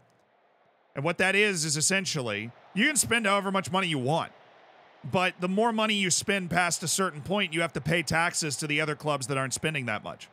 So, whoa! How do you miss that, dude? That was gorgeous. Yeah, FFP essentially guarantees that if you aren't bought by Saudi Arabia, you're not going to be able to eventually become, one of those top teams, because you just can't. It's illegal to be aggressive with that spending unless you've got Todd Bowley, right? All right, move it. Oh, whatever. I don't know. FFP's always bothered me. I love the idea of club sustainability. I think they have to have stronger ownership tests. They just let all this dark money buy clubs sometimes. It's really, nice save. It's really easy to get blinded by money. Happens in my industry all the times. Honestly, sometimes I'll get an email and they'll be like, hey, you want to do this sponsorship? And I'm like, oh, hello. But then, you read more about it and you're like, I probably shouldn't work with them, right? But it's hard to do that sometimes. Okay. Jarrell Hato. Just avoid injuries in the last couple of minutes here, boys.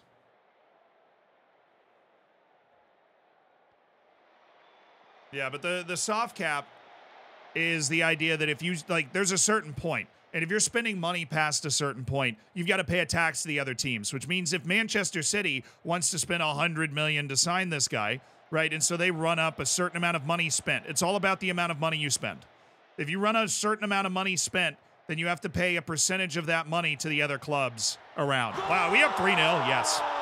What an effort away at Crystal Palace, boys.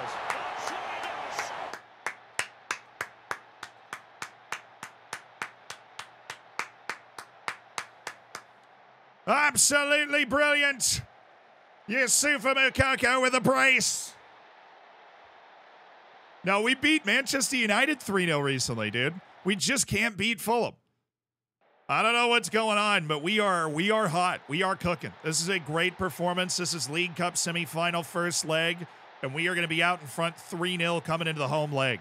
We have a real chance to win a trophy with a team made up entirely of teenagers at the beginning of the season. Nice play, Scalvini. Goulier, yes. Absolutely brilliant. Great performance for the boys there. That's as good of a win as you're likely to see from us all year. Delivered a 3-0, kept them away from the goal with one notable exception. Did a very good job, and now we've got Crystal Palace in the league, and all we've got to do is replicate that again. A lot of positive development going around. Jean Neves, heck of a player. Lamine Yamal, heck of a player. Our dynamics, our hierarchy is growing. Gavi's a highly influential player. We have two guys out of the bottom level now. So Liverpool gets to play Coventry. City gets to play Morecambe, and I'm over here playing Fulham away. It's ridiculous. It is truly absurd that I have to play Fulham. And then, wait. No, I'm missing a couple of players for the FA Cup replay. Oh, England, can you stop Englanding so hard? That'd be really helpful, dude. You could just turn down the England a little bit.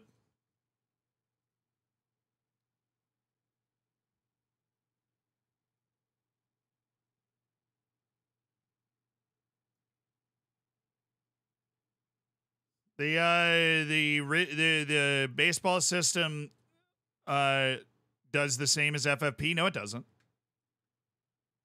The baseball system shares the money of the rich people more effectively. It doesn't just cap the spending. Look, if Saudi Arabia is going to buy a football club, they're going to spend the most money that you allow them to spend to make that club great. So either you're going to introduce a hard salary cap, which is never going to happen, right? It's just not. You want to try and explain to Florentino Perez that he can spend the same amount of money as Almeria? It's not going to happen, right? It is just not. So you're going to have owners that spend a lot of money, and that happens in baseball too. But as they spend all that money, they're paying a tax towards the other teams in the league for spending all that money, which helps support them. But it also allows teams to, it doesn't restrict teams based off of their revenue.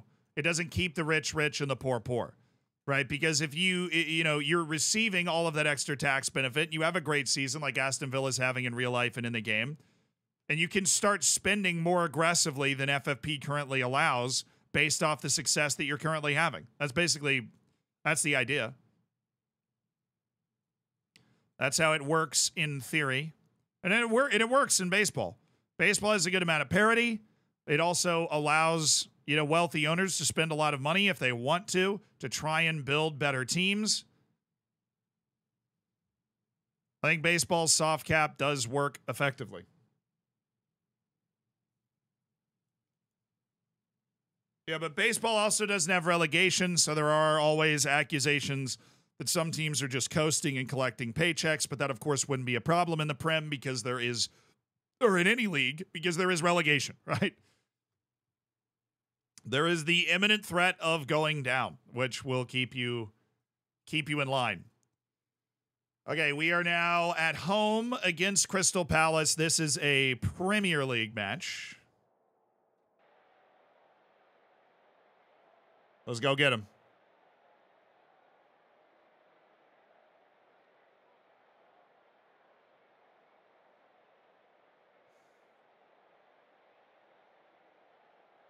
In League 1, League 2, the salary cap is 60% of revenue. That's just another version of FFP, though. So I play an extended highlights. They were a little longer this year, though, I feel like, than they have been in past years, but I have no way of confirming that. So how do you sustain wages based on other teams' spending? What do you mean?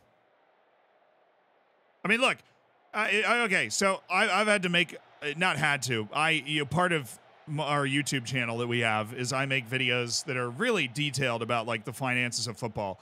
If your wages are ever over 100% of your revenue, something has gone so horribly wrong that you need to basically hit that never happens. It almost never happens. It happened at Reading, but it shouldn't ever happen. And so the extra payments that are coming from, so they're predictable. So they are forecastable. So like if you're over, like if your salary, like say the Los Angeles Dodgers, right, in baseball, they're going to spend a ton of money over the next 10 years. There are the projected numbers for how far over the cap they are and how much money they're going to have to pay in tax to the other teams in the league for that. So it is, this isn't like off transfer fees, it's on gross spend, right? And so particularly on the salary of teams, you'll be able, how much money is going to be coming in. Regardless of that, your wages by themselves, just the wages of your players, should never be above. Oh, get in. That's a goal. Yes, sir. Yes, sir. Jean Neves, eat, son. Your wages by themselves should never be over your natural revenue at the club. Like all of the other expenses, the transfers, those are the things I'm kind of talking about, right? Investing in improving training facilities because you're improving as a club a lot. Like that's this stuff that, you spend yourself into the negative with. It should never just be your wages. Your guaranteed yearly expense of how much money you're spending on the players. That would be the football regulators would call that being underwater. If your wages themselves are above your revenue, and when it happens, it's like giant alarm bells are ringing everywhere. So it's not like the whole luxury tax is what it's called. It's no salary cap. It's just a luxury tax. because, you know, they're spending a lot more money than some of the other teams, and so they're paying a luxury tax to be able to do so. And so the luxury tax isn't something that would factor into your wage. It would factor into your other spending, right? Like your discretionary spending, so we say, not your guaranteed yearly spending. So you're not, you know, you could budget off that because some of it is predictable, but you're not budgeting your wage off that.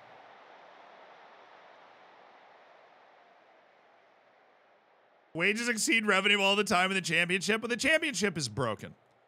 The championship is a broken, dangerous league. And the reason that clubs fail in England is almost always because of the championship.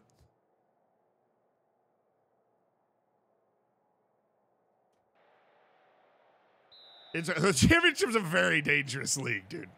Reading in 2021, Reading was spending 234% of its gross yearly revenue on wages. You know how insane that is? 234% of its yearly revenue on wages.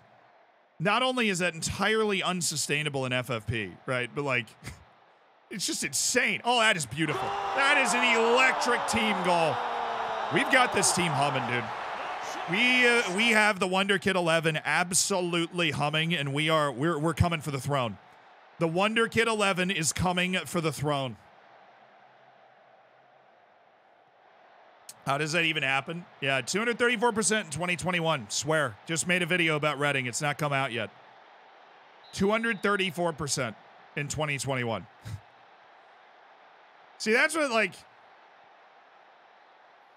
And then that's also, that is the argument for FFP. There just has to be...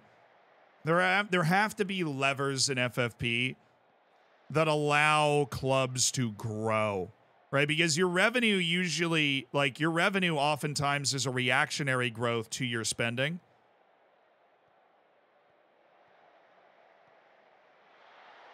Wow, he made that look so easy.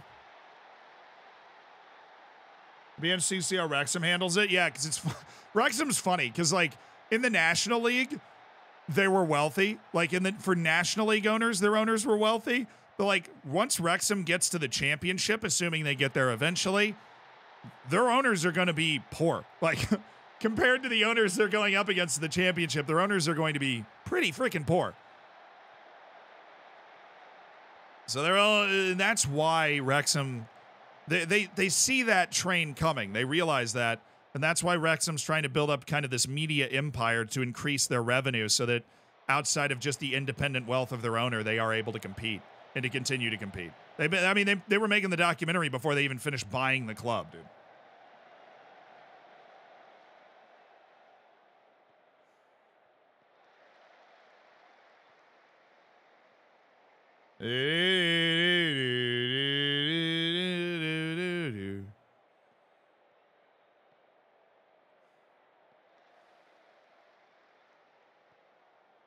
Revenue growth is outside of, it's difficult outside of just win more. Yeah, Wrexham is one of the few clubs that I think has a viable strategy to you really increase their revenue growth outside of winning more. But even then, the revenue growth is reactive, and you have to be an incredibly gutsy owner, which Todd Bowley is, to predict what your future revenue growth is going to be. Because the way it works now is if Chelsea doesn't get in the Champions League in a few years, they're going to violate FFP. But if they do get in the Champions League in the next few years, they won't be violating FFP. Like that? Wow. Okay. All right. We're just scoring, baby. Ah! Ryan Reynolds did just sell Mint Mobile for $1.3 billion. Look, I don't think he owned a large percentage of that. I have no idea. I'm not in the. He very well might have been, and Ryan Reynolds might be worth $700 million. But a tentative guess about like Ryan Reynolds' net worth, you're probably below $100 million, right? He's done a very good job with like aviation gin and stuff, but I'm not a Ryan Reynolds expert. But if you're just talking your average Hollywood movie star, you're looking at maybe $100 million. Which, if you're talking championship owner, not a lot. McElhaney's worth maybe $15 million, right? Before all the Welcome to Wrexham stuff. He had a 25% stake, so he's worth $300 million now. Yeah, but here's the thing. The owner of Reading, right? The owner of Reading spent $250 million in 3 years. Just straight red, right? Straight in the red. No successful returns at Reading either. So let's say Ryan Reynolds got $300 million from the sale of the mobile and the gin company. He's worth $700 million now, right? 50% of that, he lives in California. He loses in tax. So he's worth $300 million. He's worth $400 million US dollars, right? Because we have both of those sales, assuming he doesn't roll it into another investment, which would cancel out the tax bill. And of course, if he rolls it into another investment, then that's not like liquid money that he can spend on Wrexham. So he's worth $400 million. I think that's still, that makes him an average championship owner. You know what I mean? Like, it's crazy how much money you have to be able to do that. And then that's like what the clubs will expect. Now, Wrexham, they'll love him forever there. Him and McElhaney, they'll love them forever because they just like brought Wrexham back, right? But yeah, it's not like he's getting $300 million every year. Exactly. Like they're going to have to, they will not be able to financially outmuscle their opponents once they get to the championship. They just won't. There really is no financial outmuscling in the championship. It is almost entirely how well can you run the club. Right, unless you're getting the parachute payments, in which case your FFP allowance is so much higher just because your revenue, your gross revenue from the parachute payments from the Premier League. That's why teams bounce back so often, because their FFP allows them to spend so much more money because they're getting the parachute payments.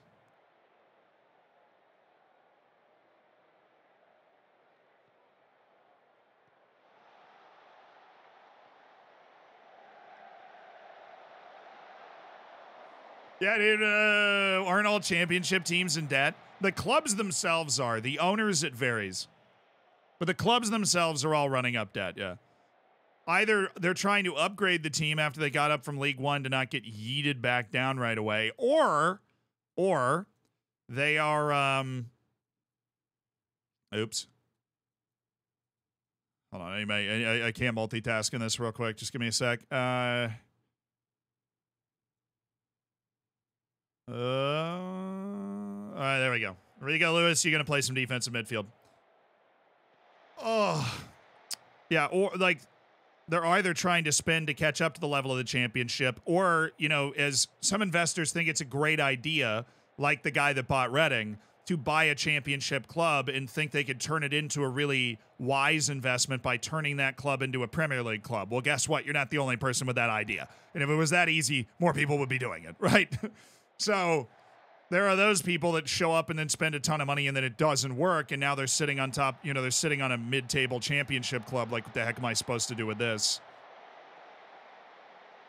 It's a mess. It's very dangerous.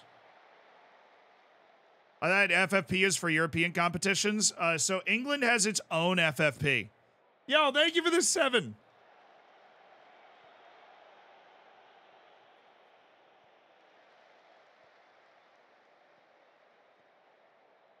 No, I'll have to check it out. That sounds cool. We'll check that out after this match, honestly. Thank you for the $7. I'm glad you enjoy the streams. Dude, Garnacho almost scored the nastiest goal, but I didn't even get excited because it's Garnacho and I knew he wasn't going to finish it, dude.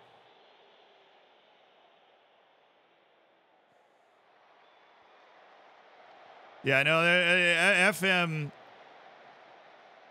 I think FM fairly accurately captures the championship. The championship is the sorting deck. It's one of the more absurd leagues in the world.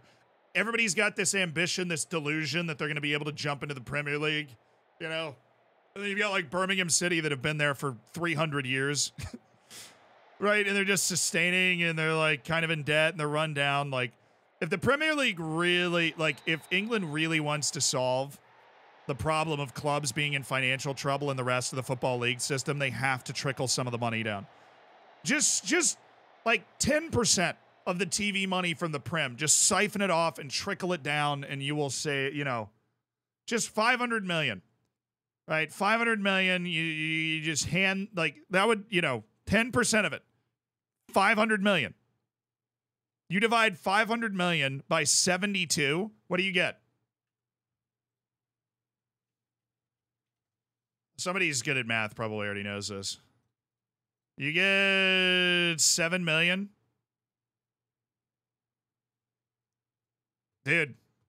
The funny thing is that still wouldn't help the championship clubs. It'd help them a little bit. But the clubs in League 1 and League 2. So the way you could do that is like give the championship, guarantee the championship like 6% of that, and then give 2% to the League 2, or like 5% to the championship, 3% to League 1, 2% to League 2. That'd be pretty sweet. That would be a really good way to do it. Are we solving England's debt problems right now? So 5% of 500 million, or 5% of 5 billion is 250 million. All right, so you have 250 million, and then you divide that by 24 teams. That's giving each championship club 10.5 million per year, which is awesome. And then you have, 500 million times 0.03, which is 15 million. Wait, no. Sorry, I did that wrong. 500 million is the 10%. We take 0.3 of that. So 500 million be times good God. Times 0.3. That's 150 million divided by 24. Then you give League 2 clubs like 6 million. Or League 1 clubs like 6 million. And then League 2 clubs, you could give them like times 0.2. 100 million divided by 24. 4 million. Then you'd have a very healthy league system, dude. You'd have a very healthy league system. Oh, yeah, the new TV contract, just domestic, is $5 billion a year. Wait, no. That's over 4 years, but it's just domestic. How much is their international contract? We're down the rabbit hole now. Premier League, international contract, TV rights. Amount. That's the worst Google search of all time.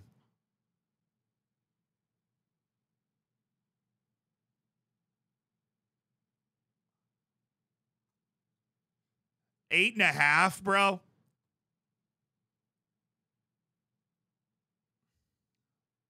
Oh, that's the domestic deal is $8.5. Holy Toledo, dude.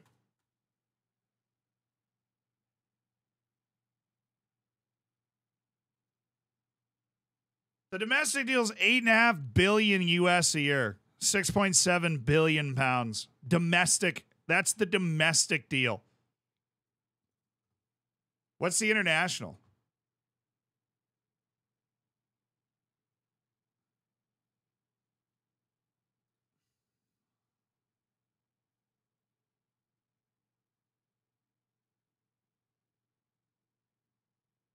Bro, it's okay. So their expected deals are their deals are expected to bring in $12 billion, 22, 23, 24, 25. So it's not $5 billion. Hold on, it's so 12.1 divided by 22, 23, 24, 25 divided by 4.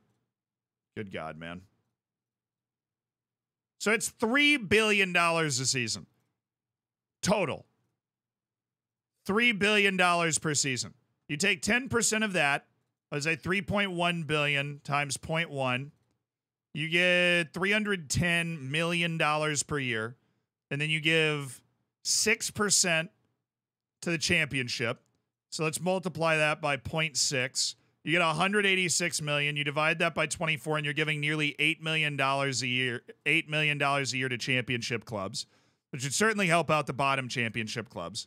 You'd still have championship clubs in debt. And then you take, so it's 310. Yeah. You take 310 million and you multiply it by 2. You get 62 divided by 24, and you're giving $2.6 million a year to League 1 clubs, which would basically run some of those clubs for the whole year. And then you give that to League 2 clubs as well. Or you could give 7%, 2%, 1% to the League 1 clubs. No, it shouldn't be. So it should be 0.6 because 60% of the 310 is what we're looking for. Because this isn't their whole deal. This isn't their whole deal, right? The original deal is 12.1 billion. So if you wanted like 12.1 billion, oh God, I hate math, divided by 4. So it's 12.1 billion over 4 years, which is 3 billion, 3.02 billion. And so that is what you would multiply by, 0.06 if you wanted to get the 181 million that we just got. But what we already did was we took the 3 billion and we divided it, we multiplied it by 0.1. So we had 10% of that, which is 300. It's basically like $305 million. And then you multiply, like if you already got 10% of something and then you want 6% of that same something, you can just multiply the 10% by 0.6.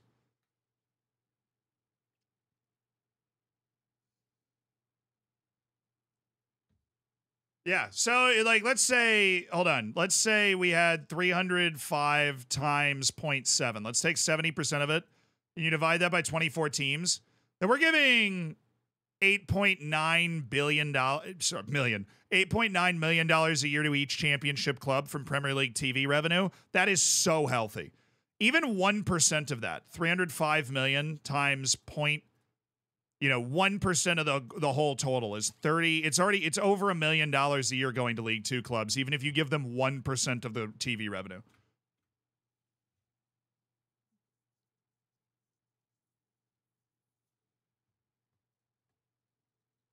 So all you would need to do is take 10% of the TV revenue that the Premier League makes, and you could fund the rest of the football league and at least keep them more healthy. That's the point. That's what we should be doing. So what was this history of Football Manager thing? Somebody said that there was a history of Football Manager thing.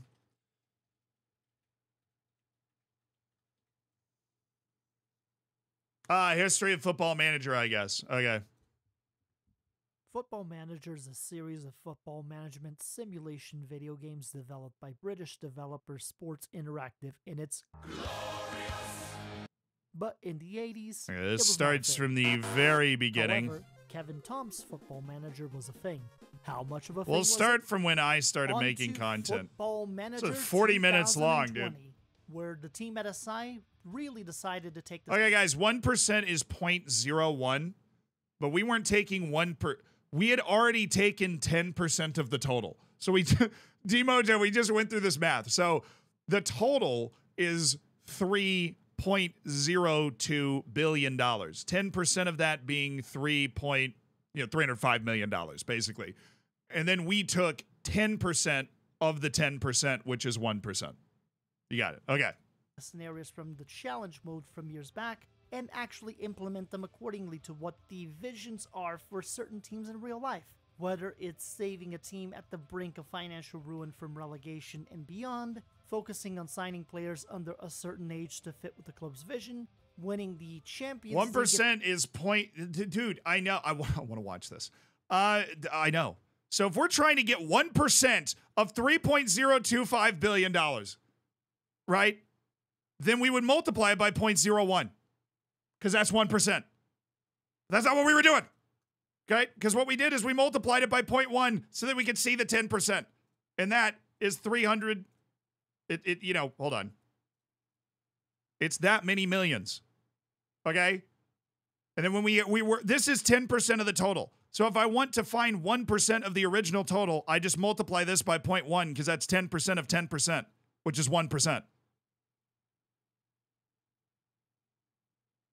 Multiply it by 7 for no good reason. This guy gets it. If you have Middle East money like these two chuckleheads, there's a development center now as well, so you can really use it to take a look at the future of your club, plus new tweaks to add to the authenticity, like your club captain drawing up a code of conduct and list of fines for disciplinary breaches. FM20 also was a launch title for the Google Stadia.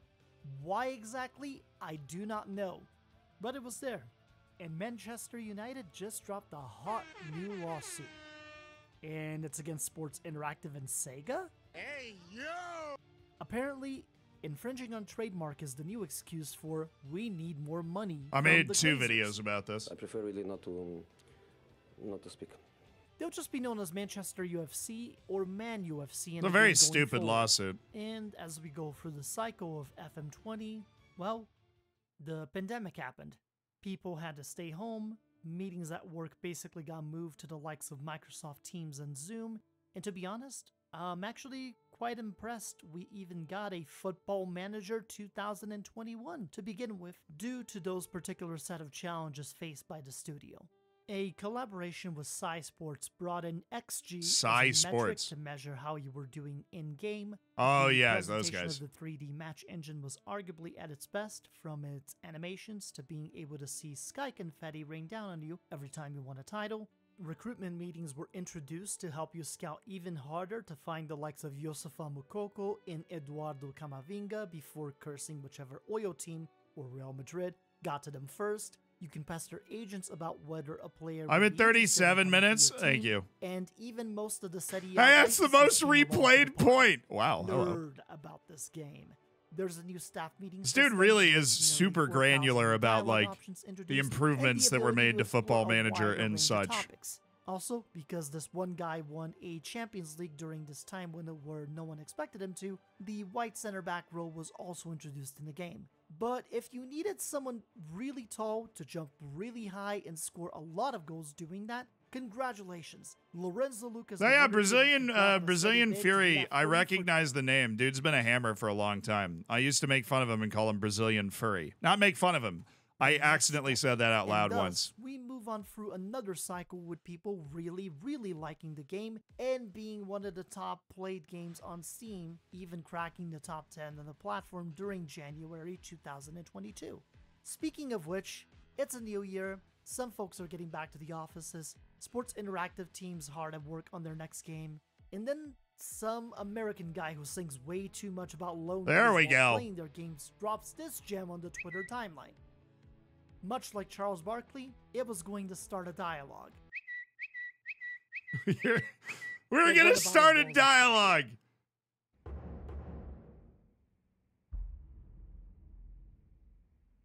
While Football Manager that was it. It was my tweet about the graphics. That's funny, dude.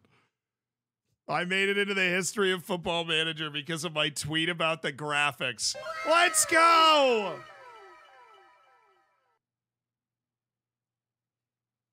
Nice, dude. Yeah, it was a lively day in my notifications, for sure. I don't think I've ever been told to go play FIFA more in my life.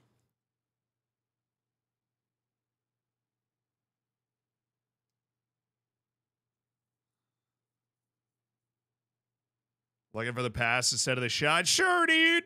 What do we have next? Oh, we have the league. No, we have the FA Cup replay. Oh, goodness. He's blessed with natural creativity. Well, how are you able to decide who's blessed? I'm offended. Yes, FA Cup replay. Hello, Fulham. How you doing? Wolfkid, thank you for the tier 1. I appreciate you supporting the stream, dude. That guy Waldo, thank you for the 21 months. What do you call it when a snowman has a tantrum? A meltdown. Nice. Smithy, thank you for the 27 months. Kolchov, thank you so much for the 9 months. Tom Booth, thank you for the 5 months of the Prime. I appreciate you guys supporting the stream. I just got into Football Manager and your videos have been very helpful. Oh, let's go, dude. I'm glad you're enjoying the game. Hopefully. Probably frustrated with it as well, but hopefully it's helped. Brazilian Fury, thank you for gifting a sub. Did you just Ludwig me? Have you guys ever seen that video? I think I just got Ludwigged. Ludwig makes a video where he's like, I made another YouTube channel to prove that it wasn't an accident. Right? Basically proving that if you're a YouTuber, then you could make another YouTuber, like another YouTube channel, and it would be successful immediately. And literally what he does is he makes a video about Mizkif and then goes in Mizkif's chat and is like, hey, somebody made a video about you. And then Mizkif watches it on stream, and then the video gets a lot of views and he gets a lot of new subscribers based off of that. I think I just got Ludwigged. That just genius plays there. I didn't even put it together until it was, it was already over. Until I'd already been done. Work smarter, not harder. We can fit Esteval onto our bench. We haven't played Esteval all year, so sure, why not, brother? Really, that's the only adjustment you have for me. Is that. All right, replay against Fulham. Can we finally beat this ridiculous Fulham team and get ourselves into the 4th round of the FA Cup to play away against Norwich? We are the GOAT Cup team. This is what we do. We are up 3-0 in the semifinal of the League Cup going into the second leg. We are cup monsters because we've grown into ourselves over the course of the season. Unfortunately, the top of the Premier League is probably out of reach because we lost to Fulham in the league and then drew them in the first round of the FA Cup thanks to a 93rd minute goal. Oh, United and City got drawn against each other in the 3rd round of the FA Cup. That's incredible. And they're in a replay. Oh, come on, man. Give me one cheap one. Yeah, it's Fulham super team. Full America. Saw that Anthony Robinson and Tim Ream going on.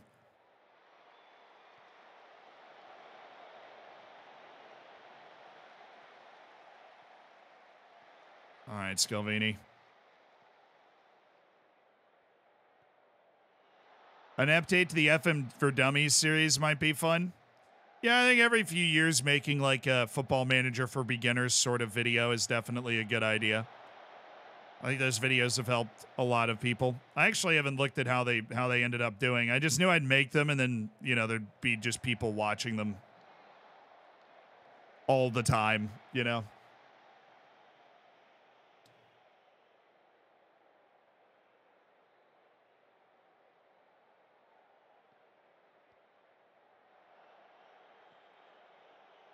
What do you want? You want Matistel? Oh, that's good news. I want Matistel too. That's perfect, dude. Middle. Come on, brother. Hit that ball right into the middle. No, brother. No, brother. No. Come on now, brother. Hit it. Hit that ball. There we go, brother. Come on now, brother. I really do want to win this game. I'm annoyed that Fulham's been FMing me. God. Into the rafters, dude.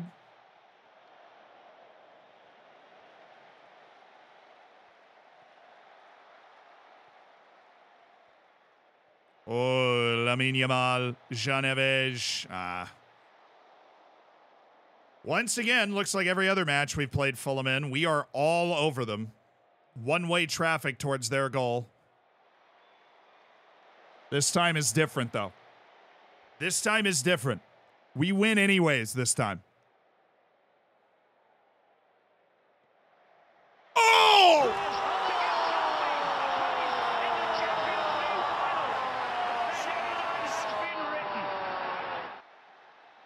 Holy Toledo, Matistel with a scorching free kick. Well, I did not give me near enough replays of that. What was that replay? Come on. No, not sideline. I went behind the goal for my replays. That was absolutely shambolic. That was a brilliant hit by Matistel in the FA Cup replay. Zaire Emery. Oh, Lamine Yamal. Good first touch. Oh, it's Tell! He was off. No, he wasn't. It's 2-0. How do you like that? Oh, he's staring. Look at him. He's staring at the away section. He said, what's up? Matistel has just become like the most reliable forward on my entire team. Lamine Yamal continues to be the creative force. Great touch, great pass, and it's Matistel. Dude he should have been in Harry Kane's spot. We all know it. We all know it. He should have been in Harry Kane's spot. But how about Harry Kane losing the Bundesliga but breaking the goal scoring record? That'd be, I mean, I hope he wins like a major trophy at some point, but it would be the funniest thing that's ever happened.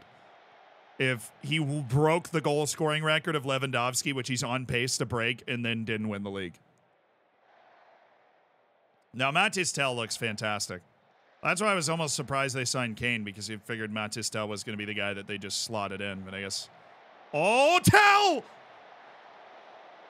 Nearly the hat trick on the volley.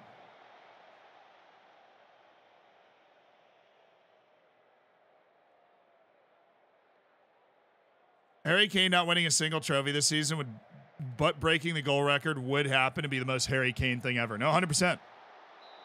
It would be the absolute pinnacle of the debate of, like, is Harry Kane the best England striker ever, even though he didn't win a trophy? Just, he scores so many goals. And I really do think he's just super unlucky. Like, I do think you can have a winning team with Harry Kane in it. Hot take. He just seems like it's a team sport, and his team, for whatever reason, when he's on it, just never is quite like that. It's not his fault. Oh, you need to go lower. U18 next. I'll tell you what I have done, and I'm really excited about this. This won't be done for a while, but you know, we're hanging out. It's a Friday. Last stream before Christmas. So I'll tell you, we've had a database made where, speaking of like U18 and stuff, I'm friends with this guy named Pazjor. Pazjor. I don't know how to say his name. He made a video where he did an age World Cup. I don't know if you've seen that or so basically the idea is that it's like every age is a team. Well, I was sitting there and I'm like, well, hey, Football Manager could make an age for every team. So what we've just kind of finished working on and tinkering with a database that is an age World Cup.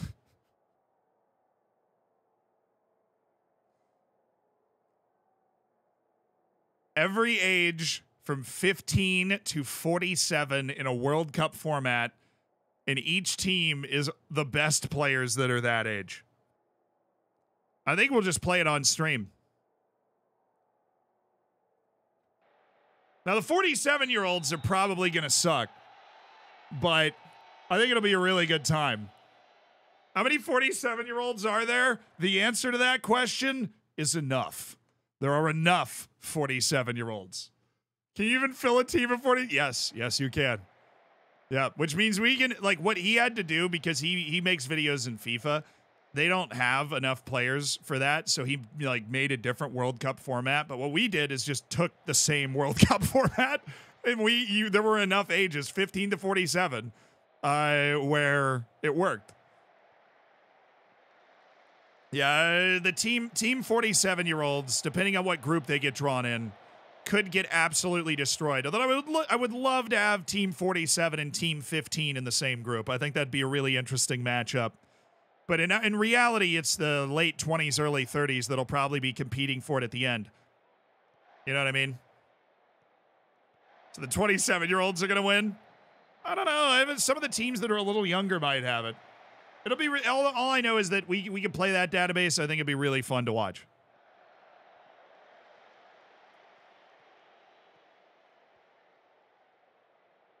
Did Snake draft the groups? Wait, then 15 and 47 would end up in the groups. Like they would end up in the same group. Oh, yo. I didn't think he was off.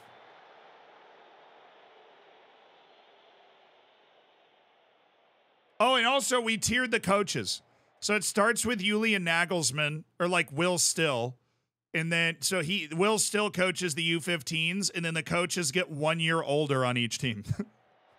Because there's no 15-year-old coaches. So we basically tiered the coaches based off the youngest coach we could get, and then tiered the coaches up in age. So the 15-year-old team's going to be coached by like Will Still.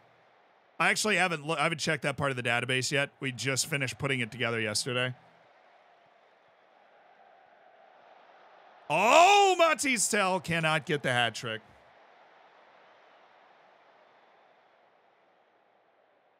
But that, no, I'm just, I figure, like, I figured since we've got like the elite crew here today, dude, I figured I would let you guys in on that secret. The World Cup of Ages. It's gonna be awesome. We're gonna do it when we get back from we're gonna do it when we get back from like the winter break, you know. So probably like January 9th, like that week, we'll be playing some World Cup of Ages. Oh. Oh.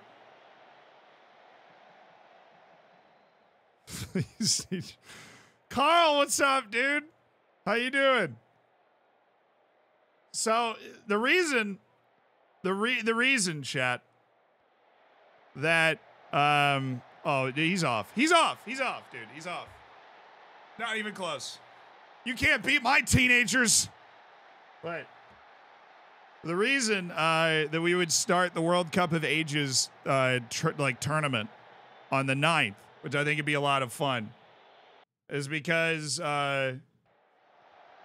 Carl is going to be joining us, ideally, on the 8th. Like I'm gonna do my best, Carl.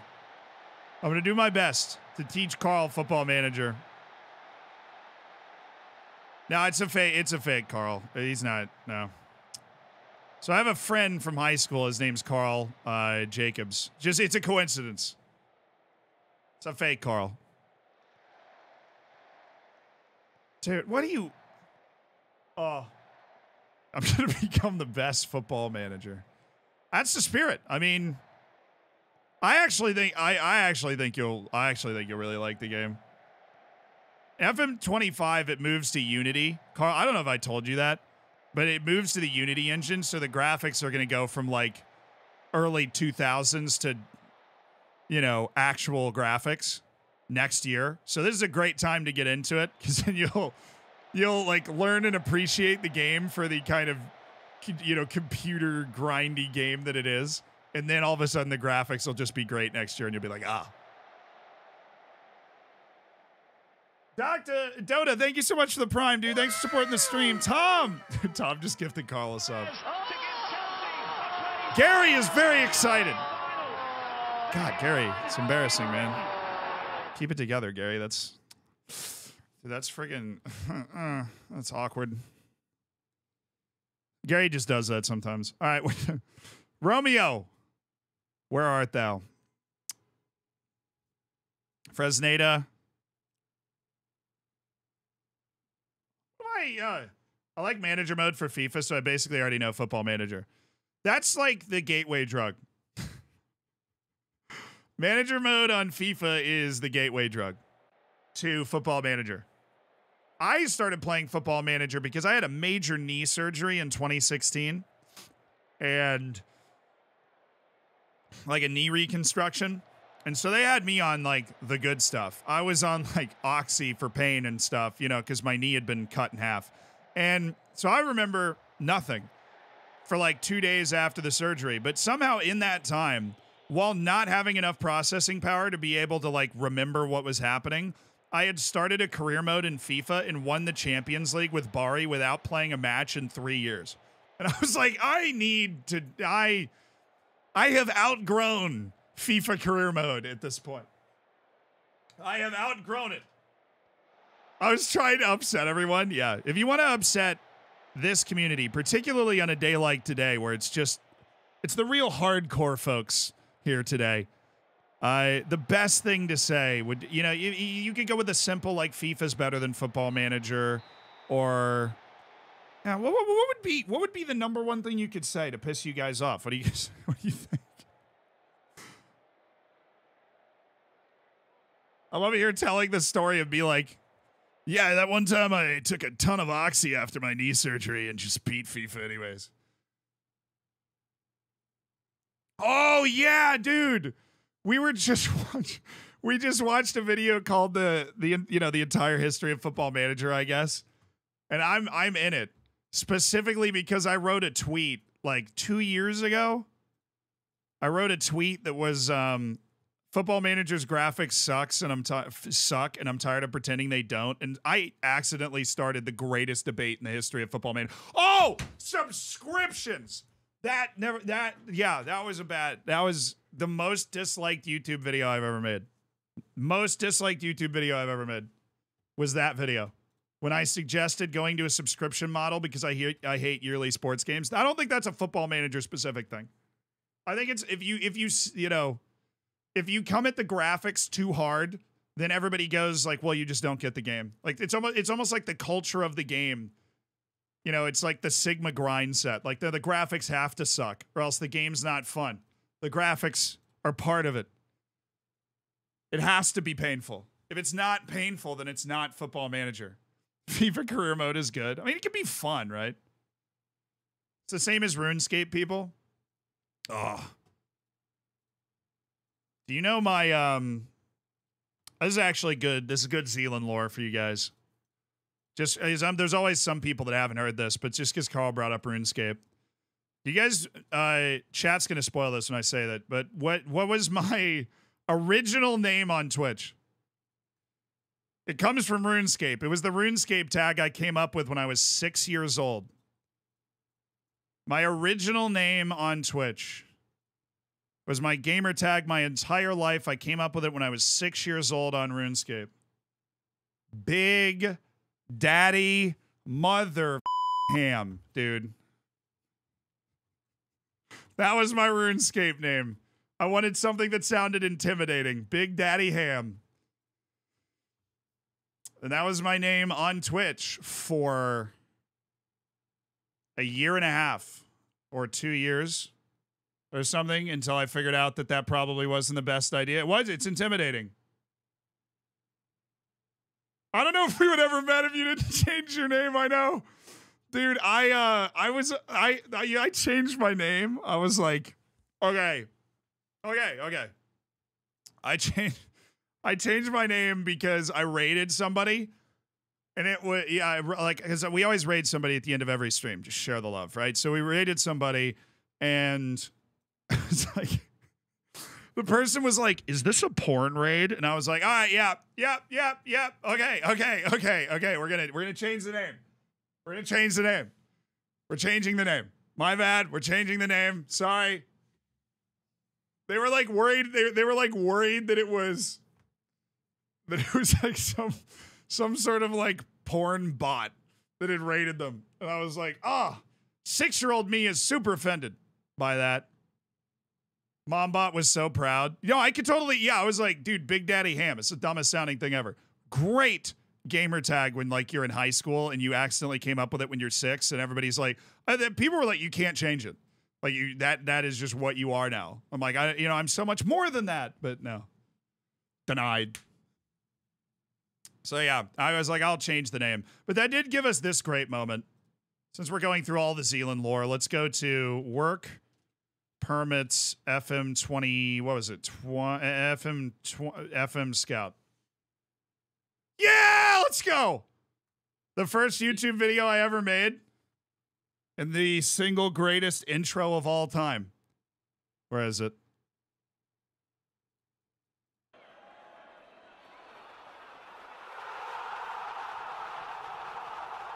Where is it? What's going on, everybody? Oh, no, this is the wrong video. This isn't me. Oh, that's stupid. Where's the other one? They use like this. Oh, it's similar thumbnail. It's not the same. Scout. Yes! Oh, this is so bad. Hit me with it. Give it to me. Hey, what's up? It's the Ham for FM Scout. Oh! I will be giving you my... So I was aware that Big Daddy Ham probably wasn't the best intro. What up? It's the Ham. That was our idea of a good time right there. That was what? One more time. Just one more time. Just one more time, please. One more time. Hey, what's up? It's the Ham for FM Scout. God, that's the dumbest thing I've ever heard. What up? It's the Ham for FM Scout. How you doing? So stupid. I don't know, like there's just something about content creation and like doing this as a job where you look back at stuff that you did of like even a few years ago and you're like, God, what was I doing? Hey, what up? It's the Ham for FM Scout. I introduced myself as a grown man at the age of 21 as the Ham in that video. Yeah, at least I have my OnlyFans persona is totally sorted out now. All right, guys, this is the second leg of the League Cup semifinal. We're taking out Crystal Palace today.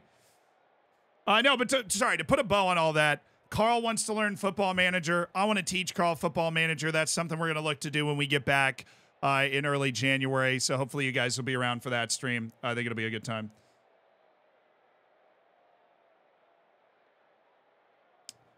What did Omega Luke say? Yeah, so that'll be a great time. I'll really enjoy that. Twitch Rivals FM, dude. Well, they had the showdown. The FM, dude, they need to... I loved the FM showdown. No, I've had an idea. Like Fiago. Fiago wants to learn how to play Football Manager too, if you guys know him. The German guy. And so I've been talking to him about that, and I was like, I kind of want to do a league where I set up like Fiago and a couple other people as like Man City, Liverpool, Manchester United, and so on. And then I start with like Luton, and we see how long it takes for me to catch. Like how long it takes for me to catch up to them. Because he'll have no idea what he's doing. That'll be really fun. Will you do a big club in a small league? I actually don't know. We'll probably do whatever Carl's most interested in. Everybody has their own thing that sounds interesting. Like, I don't know if Carl wants to try like I suppose he's freaking here. If you're still here, Carl, if you wanted to try like managing a huge club, or if you have your like a favorite club, or if you wanted to, go manage in the Indonesian second division because you think it's funny. Like if you wanted to explore the world of it. My normal recommendation is start with a good team in a bad league. So like Dinamo Zagreb in Croatia is the perfect example. But teams like that, like Ajax in the Netherlands usually, those sorts of teams. Let's find a small Italian club. All right. How about Bari? Cesc Fabregas owns them. They're in the second division. Oh, wait, San Marino. Hold on. Where's the San Marinese team? Are they in Serie C? Are they in Serie C right now? Please be in Serie C. Oh, they're in Serie D. Dang it, dude. It's not Bari. Is it Como? They're in Serie D. Could have managed the San Marinese club. You'd have to add it. No, we can do it small Italian team. Italy has a few weird rules, but that'd be fine. Maybe like the Sicilian team. Sicily doesn't have a lot of teams in the top league, so it's cool to try and take one of them up. Small Italian team. Let's wait. Oh, get it! Come on. Come on, bro. Brother. Yeah, a Sicilian team. Sweet. Try, who's the highest Sicilian team? I don't think there's a Serie A Sicilian team. Sorry, my Italian accent is subpar. So am I saying Serie C? Yes.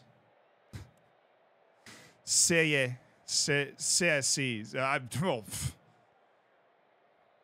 I only speak American, brother. You have to go to Palermo. They have sick kits, don't they? Palermo's got really sick kits. Yeah, but I just put too much emphasis on the last E, but there's still that like little noise. Like when you hear Italian people say it, it's like there's like like a beat or something after the I. It's weird. I'm overthinking it. That was beautiful. Oh! Cook! The teenagers are at it again, baby. We are unstoppable. We're in the next round of the FA Cup. We're going to the final of the League Cup. We might be the greatest team that's ever played in England, and none of us are even 20. All these guys are like 7 years younger than me. What day are we starting the main save again? Next week. I'm streaming from home next week after Christmas. I'll see you guys then. It's pronounced Serie C. Wait. Sorry. I know how to actually pronounce the Italian third division. Just hold on. Gabagool! Okay. I think I got it that time. I think that was it. I think I said it right.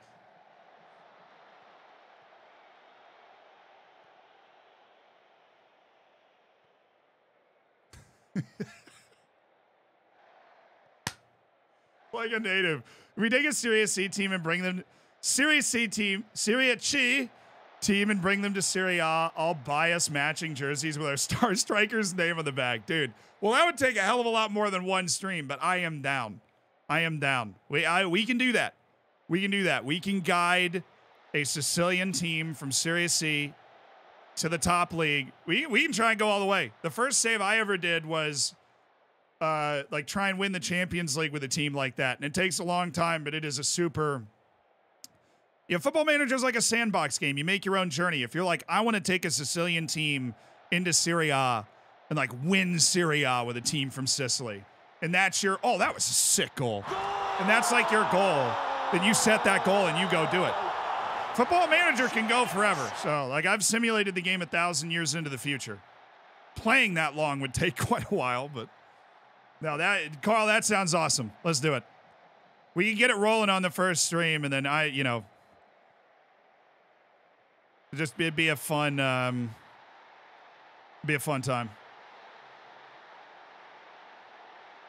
I know you travel a lot and stuff. I'm always like I have the laptop specifically for playing Football Manager when I'm traveling, like to do videos and stuff. It's such a great travel game. Also, wonderful procrastination. Just really tremendous procrastination game. You're doing brilliantly. We're up 1-0. 2-0. I forgot we scored. It's amazing how little you pay attention to a match when you already have a 3-goal advantage on aggregate. It's hard to be this good. I don't want to tell you. Ooh, shoot. You're a dog, bro. Oh, what's up, Buck? How you doing? I was in Buck's stream last night. Actually teaching Buck how to play FM. on the topic. That's what I was doing. I'm down to make a whole series. Bro, I don't tempt me with a good time, Carl. I am so down. I am so down. We do like once a week or like whenever, whatever would work. We used to have a thing called the network game where you can actually play Football Manager online. Like, you could, for example, like if you wanted to take the Sicilian team, I could also start with a team in Serie C and play it like alongside you. Oh, wow! Oh! You're super! This Brazilian Fury is like, the streets need this. Did you see the video of the Spanish coach after conceding to Real? Oh, he was offside? Oh,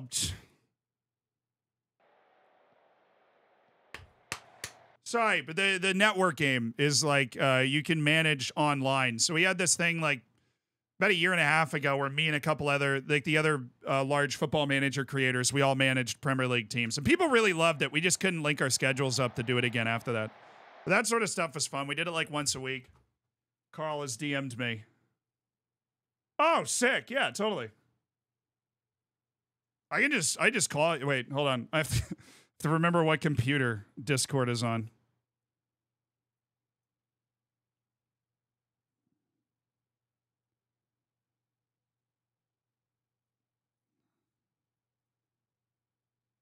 There we go. I got it on the right one.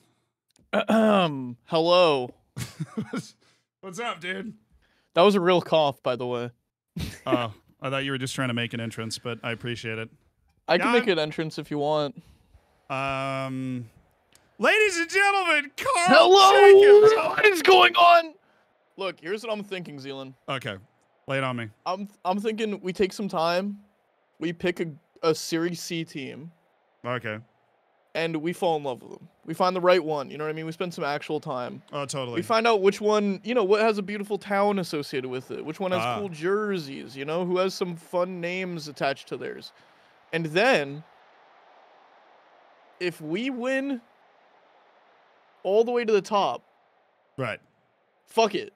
If we win the Champions League, we go to Italy and go to one of their games. Yes, 100%. That's actually some of the coolest thing. Like, that's one of the coolest things I've ever done.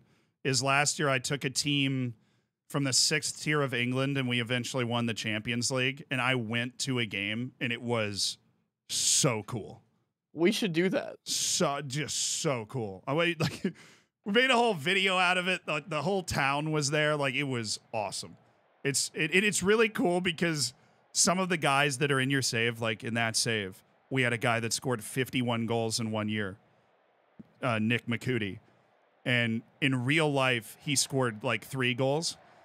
And so the entire team thought that this like was hilarious because the whole thing we were doing there is like we want to meet Nick McCooty. Like this guy was our hero. He scored That's more hilarious. than a goal a game for 2 years. And then you're talking to these like semi-pro English guys, and they're like, "Nick, how many goals did he score?" And you'd be like 51, and they'd just start laughing. And he would like he was a great sport about it too, where he was like, "Dude, I wish I could score that in real life. Maybe I'd have a contract for next year." You're like, "Oh god." Saint Look, Nick. No, it is beyond cool doing that. It's got to be Italy though. Why? So why Italy? What's the inspiration behind like you want to manage? Well, that's Italy? where my roots are. I've my family's from Italy, so I Okay. feel like that's the win, and it's also just the best league in football right now. So There you go. Who's your favorite team, Carl? Do you have one? You always Milan. put me on the spot when I'm on yours. It's Milan. yeah, Okay. yes. You happy Why? that you've Is got that- Christian? No. Are you happy you have Oh, Christian Pulisic, Pulisic? the LeBron James. Honestly, he's phenomenal. It just goes to show that Chelsea doesn't know what to do with players, and they're trash. Yeah. But Chelsea is a black hole of talent. It almost makes me sad watching guys go there, and then they just. It's like where you go to ruin your career, It's Chelsea. it's been like that for a long time too. Like you had Kevin De Bruyne and Mohamed Salah, like Mo Salah. They're both on that team, and then they left and became good. How about Joao Felix? Even? Yeah, I guess that counts, but he's been weird for a while. I think Atletico Madrid did that to him too. No, fuck you. Atletico Madrid's where you go to be good in Spain. He was terrible there. I think it's the coach hated him. Simeone, Yeah, they did. hated him. They were mean to each other. They were Diego. Well, I think it's like Simeone is big on players that are everything that Joao Felix isn't. Look, Kane was the problem. The Spurs are the best team in the Prem. I love Ange. I love Ange so much. I love him so. The coach there. Son is the best player that's ever played in the Premier League. Barring nobody. I'll just let that one marinate. You guys can. Well, I think that him doing it without Harry Kane on the team is Just goes to show that Harry Kane doesn't know how to do anything. He's the and problem. he's English. Yeah, we're gonna have a great time. This is gonna go super well. I'm just kidding. The pronunciation of Prem. Can you say Premier League again, Carl? Why? Just Because I said Premier. nice. To be fair, that's what the word is. I hate to break it. I hate to be that guy. I hate to get stuck into this, but yeah. No, I'm just kidding. No, I know it's So that's one of the things that I've discovered doing this stream for the last couple of years is that I apparently pronounced every single thing wrong. Yeah. No, I've noticed that. And sometimes I really like to go headstrong. And I'd like to just be like also Kane joining Bayern. What a zilch. Why you don't like that move? I just hate Bayern. Why? Why do you hate Bayern? Because my German team is Dortmund. That makes complete sense. Well, Thank you. 20 years when they finally knock Bayern off the top of the league, then you'll be. Oh, sorry. Is Bayern at the top of the league right now? Well, neither is Dortmund. That's neither here nor there. Yeah, fair. That's fair. That's fair. No, Bayern's inevitable. They're like Thanos, and you need to put the Avengers together to stop them. That's what I'm thinking. Look, sure, Dortmund's in 5th. Yeah, not for long though. They'll Yeah, find not a for way. long. They'll find a way to finish second. I actually kind of hope Leverkusen wins. I know that would be against your. Hey, anything except for Bayern would be hilarious to me. So here's what we were talking about before you got in. Was Sorry, go on. No. The funniest. No, this goes into what we were talking about. The Cool. funniest thing that could possibly happen is Harry Kane breaks the goal scoring record in the Bundesliga, but doesn't win a trophy. I'm really hoping that. Yeah, I'm really hoping that they don't. That they don't win a single trophy. And I'm really hoping that the Spurs do, because that would be hilarious. I think they will too. They're playing really well this year. Like they're the new coach. I mean, the Australian guy's except for some injuries here and there, and everywhere, but though and like every single place on the field. It's just tragic. That's just the most Spurs thing ever. It's like, okay, nothing can stop this team. They're finally playing well, and then 3 guys blow out their hamstring in the next 4 days. It's okay. You've been playing FIFA much? A little bit. I've been playing that career mode. Who'd you play with? I made a team. I created a team and threw them into. I don't remember which league, but we're in the championship now. Oh, so you're doing like England, basically. Yeah, I'm running up. Yeah, running up the Prem, the Premier. The Premier Division. How am I supposed to say it? So I think with chat, it's an American thing, putting the emphasis on the wrong syllable. Well, that just sounds like a very un-American thing of you to say, Gary. I'm sorry, I don't know how to. Look, fuck, my brain. Okay. I can't remember how I say it. The Premier League. Premier. Yeah. I can't do it. I can't do it. I'm trying, guys. It's I'm like trying. the front part of the word, like the Premier League. I keep like emphasizing the second half on accident. The Premier. The Premier. The Premier. The Premier League. It's getting like marginally closer. It's like the human evolution graph where you can see it changing a bit more each time, and you're almost there. Here's the good news. Here's the good news. Okay. I know I'm in the wrong. So we could work off of that. You know. Well, I mean, isn't that part of the process? First step, Yeah. you acknowledge that you're wrong. Well, I acknowledge, but that's also part of the fun. Oh, because I could just be like, oh, it's because I'm an American. That's interesting. What's Carl's take on Greg Berhalter? Come on. Do you have a strong opinion? No, I don't. That's fair. No, I think that's more of a connoisseur's rant. To be honest, I just looked up. He's from Englewood, New Jersey. So he's the coach of the U.S. national team. Call. No, I do know. I'm sorry, but I just looked up and that he's from New Jersey, though. Oh yeah. No, he got fired and then rehired, or let go and then rehired because we couldn't find anybody better. But he wears cool shoes, so nobody cares. Really? Yeah. Yeah, It's I'm not a not good tapped situation. in enough. I'm not tapped in quite enough. No, so chat. Carl has that like FIFA knowledge. He knows ball, but he's like, you know, me when you found me a couple of years ago, where I had like those random American holes in my knowledge, and it's not his fault. It's America's. Well, It's also that at the same time I'm trying to watch the New York Rangers tear down the Stanley Cup this year. Oh. You know what I mean? What, you're not into hockey? Oh, that's right. You're a Tampa Bay Lightning. We suck, dude. We suck now. Yeah. We are trash. No, you guys are rising. We're like a setting sun in the background. It's awful. It's my worst nightmare. Carl's take on Yamamoto joining the Dodgers. I've had the same take since he sprung up. Okay.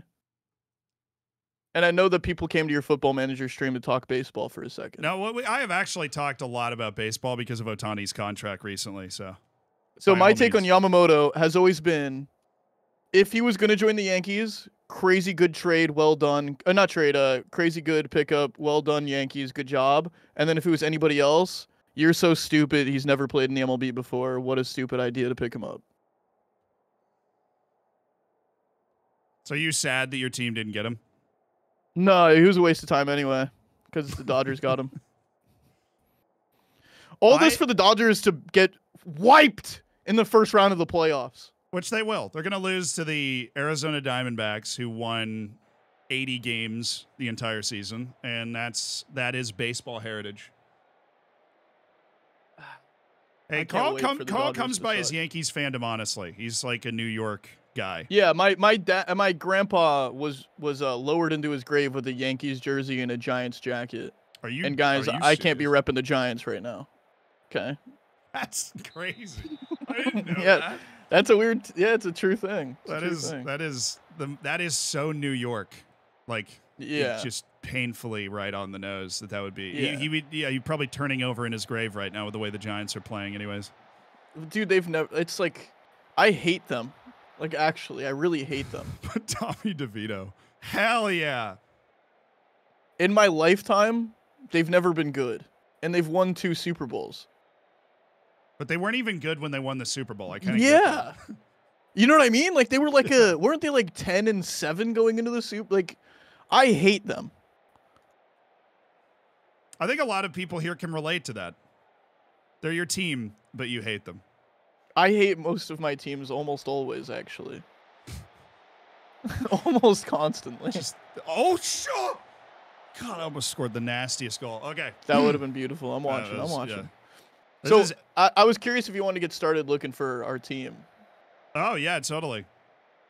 I don't even know. I've never looked into Series. How do I pronounce it, dude? Before I fuck this up. Just say Series C. It's Series C. Yeah, it's fine. I looked it up, and there's 60 teams. I don't know if you knew that. Yeah, there are. I don't know if you knew that, but there's a lot of teams, bro. Okay, so the Italian third division that you have decided to wade into is chaotic. It is 3 divisions of 20 teams. And there is and this is very un-European, good gracious, very un-European, but there's like this giant promotion playoff that incorporates like half the league. It's like the NHL where you just like take half the teams and they go into a playoff at the end of the year. Okay. The Italian rules are weird. You can only sign, I think it's 2 non-EU players a season, but you can like stack them. So you can have more than 2 non-EU players on your team. You just are limited to the number you can sign per season. And then if they spend enough time, how have we not scored? If they spend enough time on your team, then like you can sign more of them. So it's not the least complex league ever, but it is also chaotic. And because of the way the playoff works, you're like never out of it. You always have a chance of promotion. Okay. In Series C. Look, I'm thinking we pick a beautiful team. Okay, well, I mean, it's halftime in this match, so I can pull up like a Series C. Do you want to share your screen? Map. Oh, yeah, I think I can do that. Just so I could follow along. Surely. Yeah, surely. Surely so I can follow along. I don't mean to detour your stream too much. You're fine. We're just I'm playing on an experiment database with the best under 20 players in the world, so we're just messing around with that. Chat, you mind if we help Carl? How many of them are team? American? 0. Absolutely yeah, 0. Baby. Let's go, dude. That's what we do. All right, you should be able to see my. There must have been a few that just had their birthdays or something then. Yeah, it's a real shame, isn't it? Oh wait, did I just freaking nuked my webcam somehow? Am I good? Chat, are you seeing that, or am I just hallucinating? No, I'm good. Okay, you can see it, right? I can see it. I could see it totally fine. All right, cool. Yeah, Series C club map. Please exist. Oh, when is this? It's a Reddit post. They made a map for all of the A, B, and C, they said. Okay. So I'm assuming yellow is C, and this is a couple years ago. I think your stream is kaputs right now. The stream effed? Oh no. Glorious. Yeah, I don't know if I'm going to be able to share my screen. I don't know why. My bad. But if you want to just... No, I'd never tried that. Yeah. I would just blame Carl. Yeah. Oh, yeah. It's so my Discord works on the same thing as my streaming computer, which I don't know. I guess that just crushed it. It's okay. I'm a slideshow. I killed the stream. I know. I just blame Carl. That's fine. It was just Carl's fault. I don't mind it. Yeah. It was Carl's fault. So I'll take the. We're all okay with that. Stream is lagging. Okay. I'm not getting any dropped frames or anything, so this is very weird. Damn.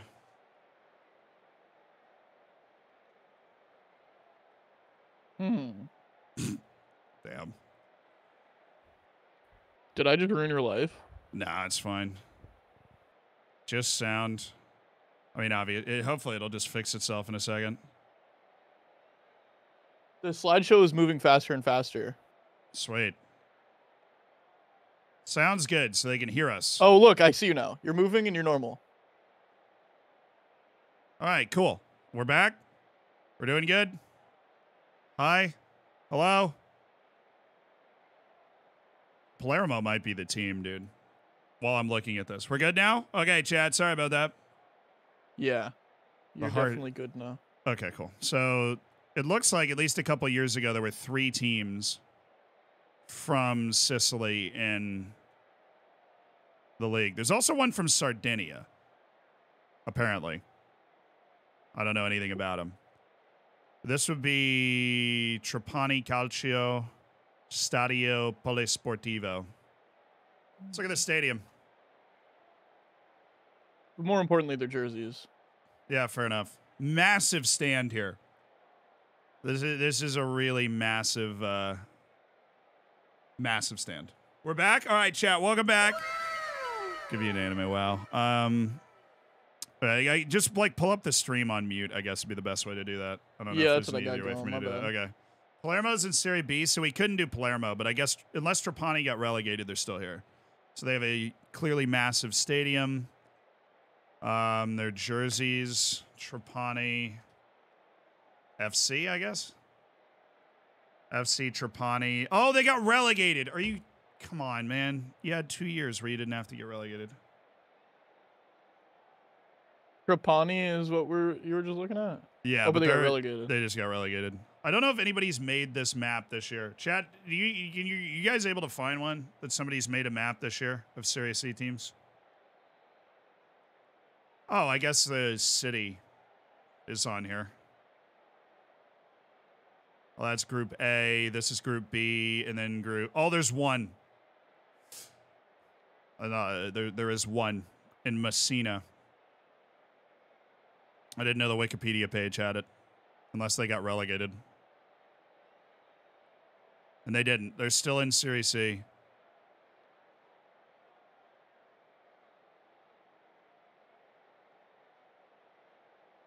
Carl, did you F or you there? No, I'm sorry. I'm deep in here. 1 second. Wait, where are you looking? Where is that one? This is the only team currently in Serie C that is in Sicily.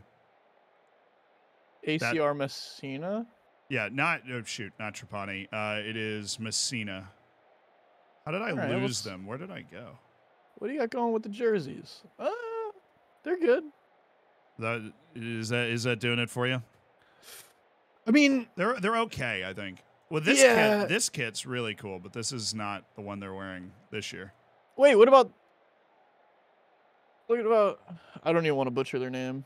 I'm just going to DM it to you. Okay. Calcio Catania. Where are they? I mean, it could work. Just a good logo. Just a beautiful logo, beautiful jerseys. Are they in Serie C? That's what it says. Okay. They have a Series C match tomorrow. Oh, I'm in last year's page. Oh, well, I'm goated at this. Oh, current. Yep, there we go. All right, so it was Catania with a C. Catania just got bought. Oh. How can I not find these guys? Promoted from Oh, they just got promoted. That's even better, dude. That's so cool. They just got promoted to Serie C. They were in Serie D last year.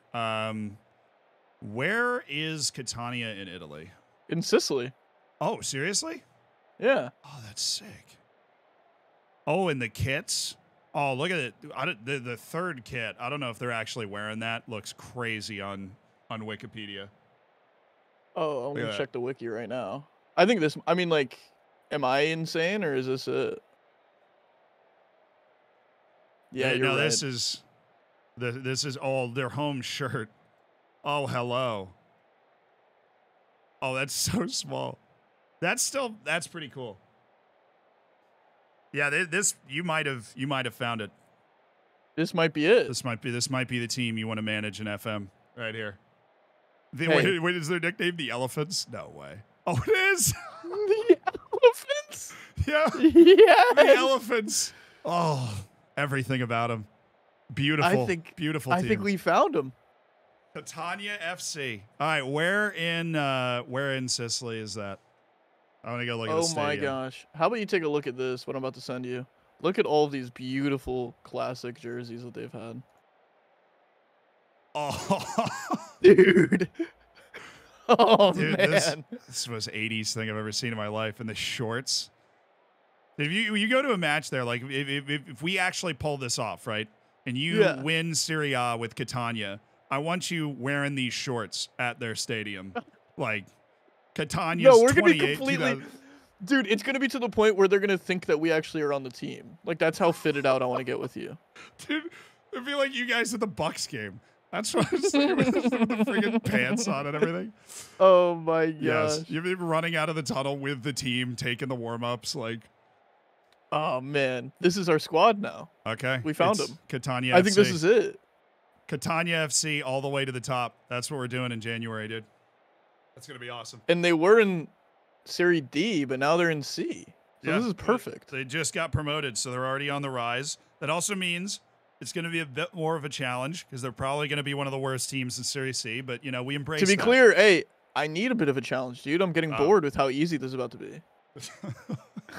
I'm about to start giving you the wrong advice just to No. just because of that. No, Catania, also a beautiful looking city. This is gonna be awesome. I'm very excited now. I'm excited that you want to do like lower league stuff. Sicily is. I've been there once. What's the point of joining a? Yeah, what's the point of joining a good club? I feel like that's boring. A lot of people just manage like chat. Who do you prefer to manage in FM? Do you like to manage? Like genuine question, chat. You prefer to manage big teams, small teams, your team, not your team? What do you think? Because people are usually all over the place. Really? Yeah. Every football manager just brings out the like. I know people that literally buy the game and manage just their team every year, and that's all they do. I know people that refuse to manage their team because it frustrates them, and they, they don't want to make it worse. I know people that go for something like the Pentagon Challenge, where you try and win every Champions League, like on all the continents, and there's like everything in between. Yeah. I will say, to me, my what I try to do is I try to use a bad team whenever it's FIFA career. And then I try to trade for my favorite players from my favorite teams. Right. You know what I mean? So like you're going to be at Catania being like, all right, Pulisic loan. Yeah. Son, get over here. Who's, by the way, the best player in the Premier League right now? Clearly. I don't know if it's close in your opinion, but... I think it's Holland, but I love Son, so you won't catch me saying a bad thing about him. No, I know. To be clear, I am joshing, but I do love Son so much more than I can express. Would you say you're a Tottenham fan? What's up? I said, would you say you are a Tottenham fan, or do you just like Son? I just never had a team in the Prem. So yeah, I hear you. I kind of like whenever because I didn't grow up, like my family wasn't sports people. So, excuse me, like soccer people. So, or football. No, and please say soccer. I love nothing gets the people going like saying soccer. So I like kind of just picked my favorite teams based off of my favorite players, except for Atletico Madrid is because I lived in Spain for a month and a half, and the people I lived with were diehard Atletico fans. So that was my team. Is that like a study abroad or something? My friend was one of my best friends in middle school. He was a foreign exchange student, and then he moved back to Spain, and I just kind of moved with him for the summer. That's actually super sick, honestly. It was beautiful. But yeah, diehard Atletico Madrid fans. And yeah, but then I picked Dortmund because I loved Royce. Really? So is Marco? Oh, please be offside. Oh, thank goodness. So is Marco Royce, and then who was AC Milan? Who was the motivating player? AC Milan is because I think, if I was going off of not who I think is the best player of all time, but who I love watching the most, Kaká might be it. At him, and then all of the people from AC Milan, like, I don't know. Like, Ibrahimovic is one of my favorite players of all time, and he's an AC Milan dude. Ronaldinho was at AC Milan for a point in time. That's Maldini. True. No, AC Milan has like a cool ass, like, I feel like they have some cool people that have played there. No, they've got the history. And they had they've had the most expensive player of all time a couple of times too. I think tried to make a video about that at one point. Really? Yeah. Well, they're just, I mean, honestly, until like the last 15 years, they were kind of on par pushing the Real Madrids of the world for like, oh, we're the biggest club. That's when all those guys were there. Italy's in trouble though. Like the league in Yeah, in they real don't have life money, right? is in trouble. Yeah, it's because they're just getting. It's the same thing that's happening with college football. If you follow that at all, it's like the TV deals. Serie A. But then doesn't- explain to me. I mean, I may be like. I feel like Serie A is like the most fun league right now.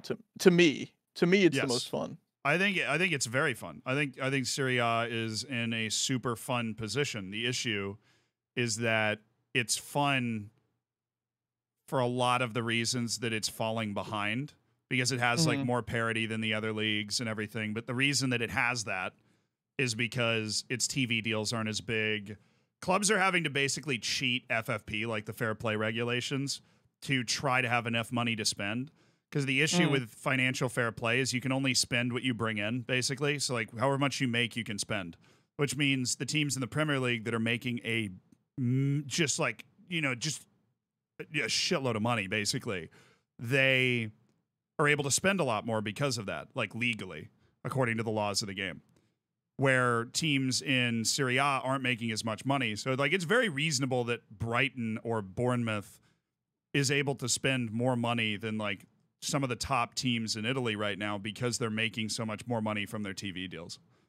So Fair they're enough. like they're falling behind, basically. And that makes people sad. Like, it makes me sad because... Well, there's so much history there, too. Exactly. It sucks to see, like, the Serie A and AC Milan and Inter Milan and all these teams that right now they're still competitive, but like they are falling behind and the stadiums are getting old and there's just not as much money in the league. And that's why they want to do the Super League so bad, so they can get back on top of the money pile before it's too late.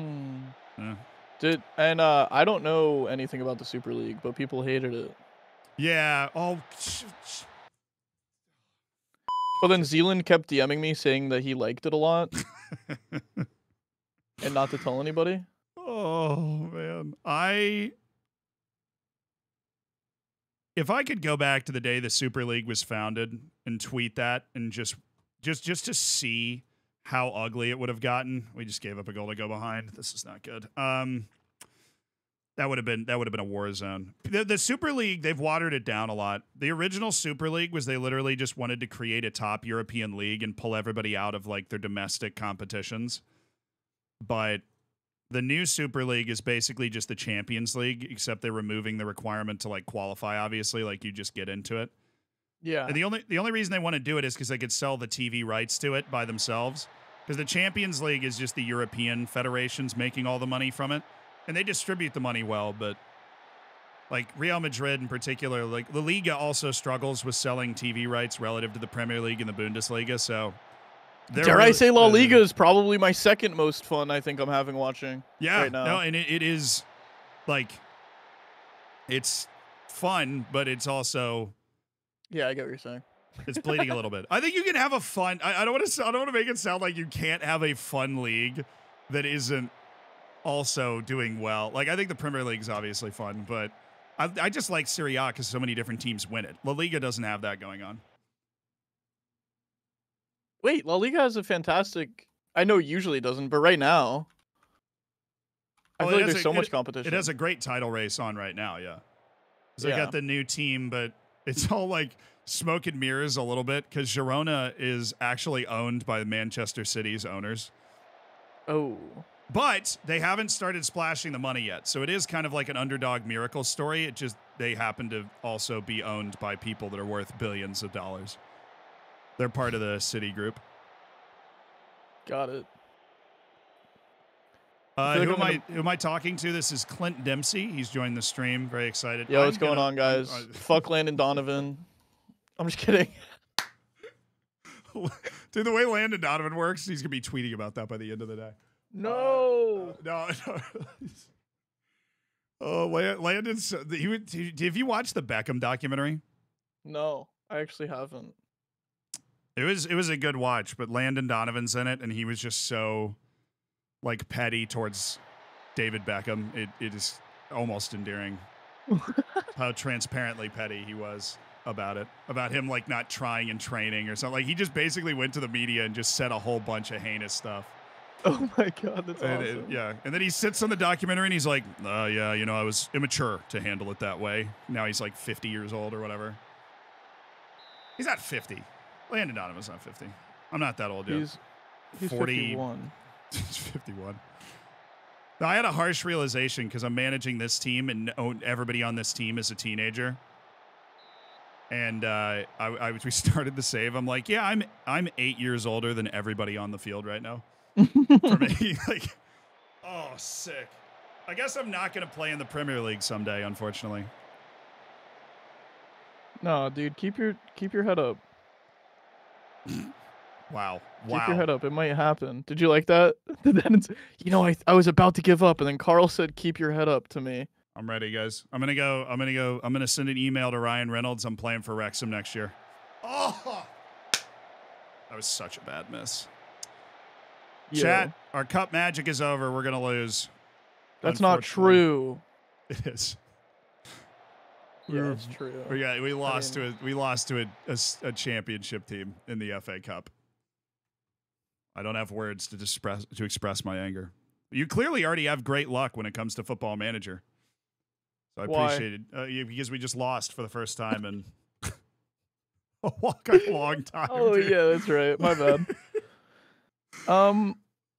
Dude, I'm over here just scrolling. Look at these jerseys. I might need to just buy one really quick. Oh, you're still on that retro jersey page?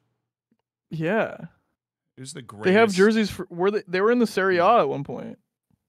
Oh, well, I'm sorry. Somebody put this in chat, and I totally forgot about it until just now. Apparently, they went bankrupt. Like, they went bankrupt and reformed. So, like, I think second decline in bankruptcy. So, they were relegated from Serie A in 2014. So, this is not only you like the kit, you like the location. They just got promoted from Serie D. 2014? That's pretty recent. Yeah. No, but they're also like a fallen giant that you can, like, lift back to the level that they once held. So they were relegated from Serie A in 2014, and then they were deducted 9 points for financial malpractice.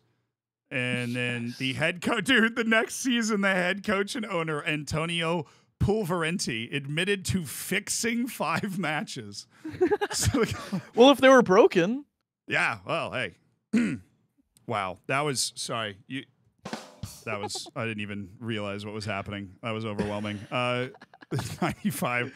So somebody bought the club for 90. The Sports Investment Group bought the club in 2020.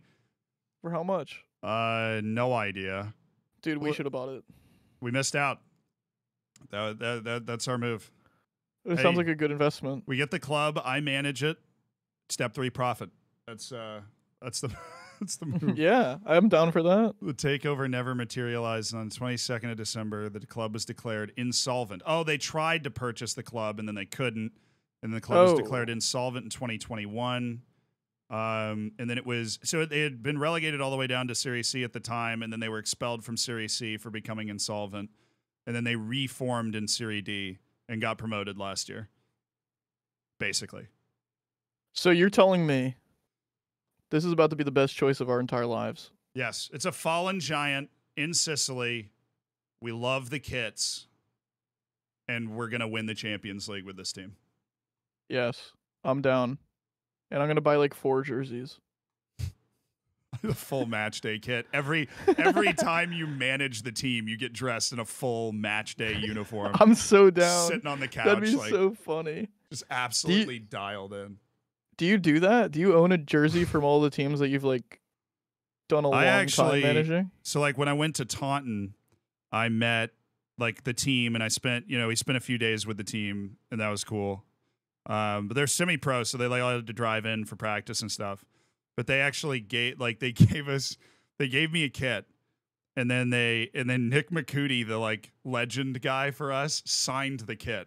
So I'm pretty sure I have the only Nick McCooty signed jersey in the world for the 6th division team in England called Taunton That's the Town. coolest thing I've heard in my entire life. And the team before that, Floridsdorfer, they were awesome. They were in Austria's 2nd division, and they mailed me a kit signed by the entire team that I have.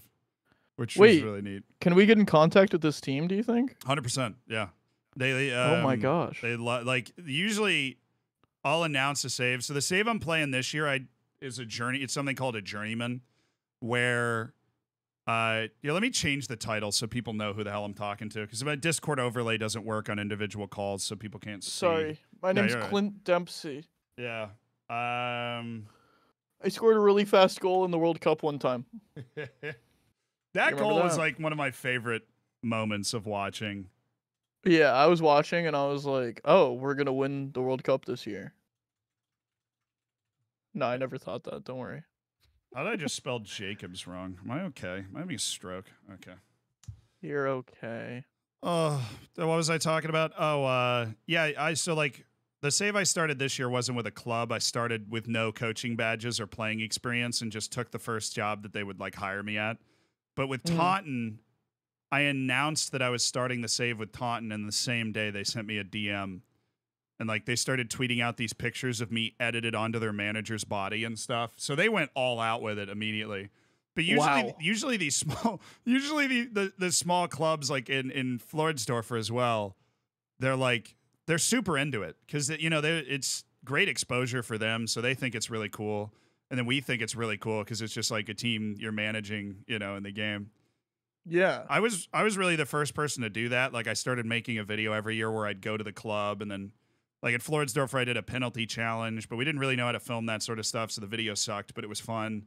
Isn't it funny that I brought that up to you like it was some genius idea? I was like, dude, and if we win, we should go to a game. No, as if you don't do that every year. No, That's so funny. I loved that though, because I was like gonna suggest that. I'm like, hey, if you really get into it and like we're succeeding with the team, like it'd be sick if we went to a game. One thing you gotta understand is that I don't halfway do anything. Then to a fault. Well, then we're in now. Yeah. I try to be that, although sometimes it's hard to get out of the sweatpants. But no, you go you go hard. So I when you were like, yeah, let's try and get to Serie A, I'm like, dude, that's gonna take more than one stream. And you're like, let's make it a thing. I'm like, all right, let's go, let's go. I guess we're doing this. I guess. Look, and it might not be sometimes I might just be across the planet and can't do it, but we'll always come back. Yeah, 100%. That works just fine. I'm excited. We can trade. I'll start a gaming YouTube channel. You can teach me how to play Minecraft. Dude, I have to figure out how to play Minecraft. I suck. Wait, really? I would have no idea. People just don't know, or they do, and that's okay. Nobody watches me because they're like, he must be good. Yeah, no. All I know is like I just know you play Minecraft. I watch people play Minecraft. Like I watched Foolish is always in the new SMP, and I watch him play. Yeah. Foolish sucks though. The Q. Foolish sucks. I don't know. He was so nice to me. Foolish when I met him. And did you hear what happened to him? No, what happened? He got shot. You didn't hear about that? Chad, he's joking. I'm not falling for this. I'm not falling for this. He didn't get shot. No, he didn't get shot. Okay, yeah, I wasn't about to Google it. All right, cool. Yeah, that's good. No, I know he didn't get shot. That makes sense. I probably wouldn't have gone, you know what happened, right? Yeah, it's like, I was like, no, he's so nice. He said that, I met him in San Diego, and he said that thing to me that you say when you've never heard of somebody, but you want to be nice to them. Is like, Quack, and he was like, yeah, this is Zealand. And Foolish like shakes my hand, and he's like, yeah, man, I totally think I've heard of that. You've been doing some great stuff. I'm like, dude, you have no idea. Yeah. Like I play Football Manager, Foolish. Like you have no idea what I'm doing. But to be fair, I talk about you, and Foolish lives right next to me. Oh yeah, you guys like live together. Never mind. He might actually. That might have been. He might a actually. thing. Maybe he wasn't just being a jerk. Yeah. No, I didn't think he was being a jerk. I thought he was just being really nice. I get it. You were so upset. Maybe I'm giving. No. You know me. I'm self-deprecating in the sense that, like, I just pretend that I don't do this as a job. Where's Lelamilla Bad Boy? Oh, yeah. He's not... So we're not playing the main save. We haven't been for the last couple days. We're trying this database right now. Is his next video Mr. Beast buys the club and manages it? Yeah. Dude, that'd be awesome.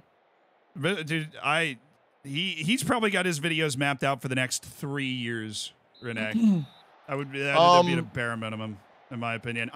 So I've only been around it once. I'm not going to try and pull anything out of you, Carl, but I've only been around it once. You invited me to the Mr. Beast Burger opening in New Jersey. Awesome. And so I was in the whirlwind of like Jimmy's World for like one day. And it was like sensory overload. It was crazy. Like the infrastructure around all that stuff is actually mind blowing. That wasn't even like a video. It was just, it's well, that was a lot because there was also like thousands of people there. Yeah, it was like 20,000 people there or something crazy. I don't know, something ridiculous. Absurd. Some we definitely didn't deserve. Yeah. But no, I like had to stop walking near the balconies because they would think I was somebody cool, and they would start screaming, and I'm like, "You have no." They're like, "We love Football Manager." Yeah, that's actually. And then I took my shirt off. It was a whole thing. Had to be there. Got arrested. So got arrested for the plot, and yeah, that was It made a great TikTok though, so it was okay. For Jimmy though, we didn't get to. Yeah, it was all for the brand, and that's what we were there for. Dedication. Dude, don't I still have your jersey that you bought with me? You do. What jersey was that? You've had Jamaica. Yeah. I bought a Jamaica kit like 2 years ago when we were when was that? A year and a half ago we were hanging out, and you definitely still have it. You put it in my backpack. I was like, you're gonna have to remember that because if it goes in my backpack, I'm not gonna remember. And then we were like, yeah. You were just forgot. God, I would have forgotten about that. Like if you hadn't reminded me of it, I would have been laying in my deathbed, like 95 years old, retirement home. I would have rolled over and been like, Carl never gave me back that jersey, and then I would have died. Like that was. And then I'd walk in to check on you, and I'd be wearing it.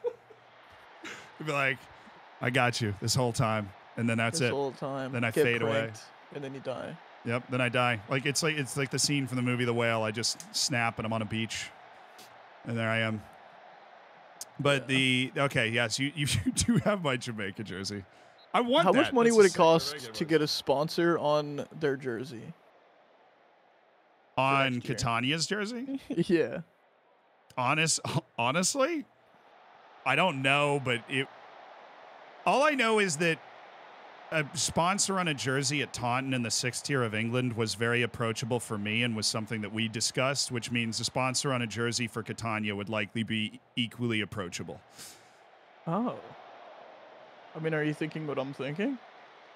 I'm thinking we might become involved with Catania FC here. That's what I'm thinking. I didn't know they existed 45 minutes ago.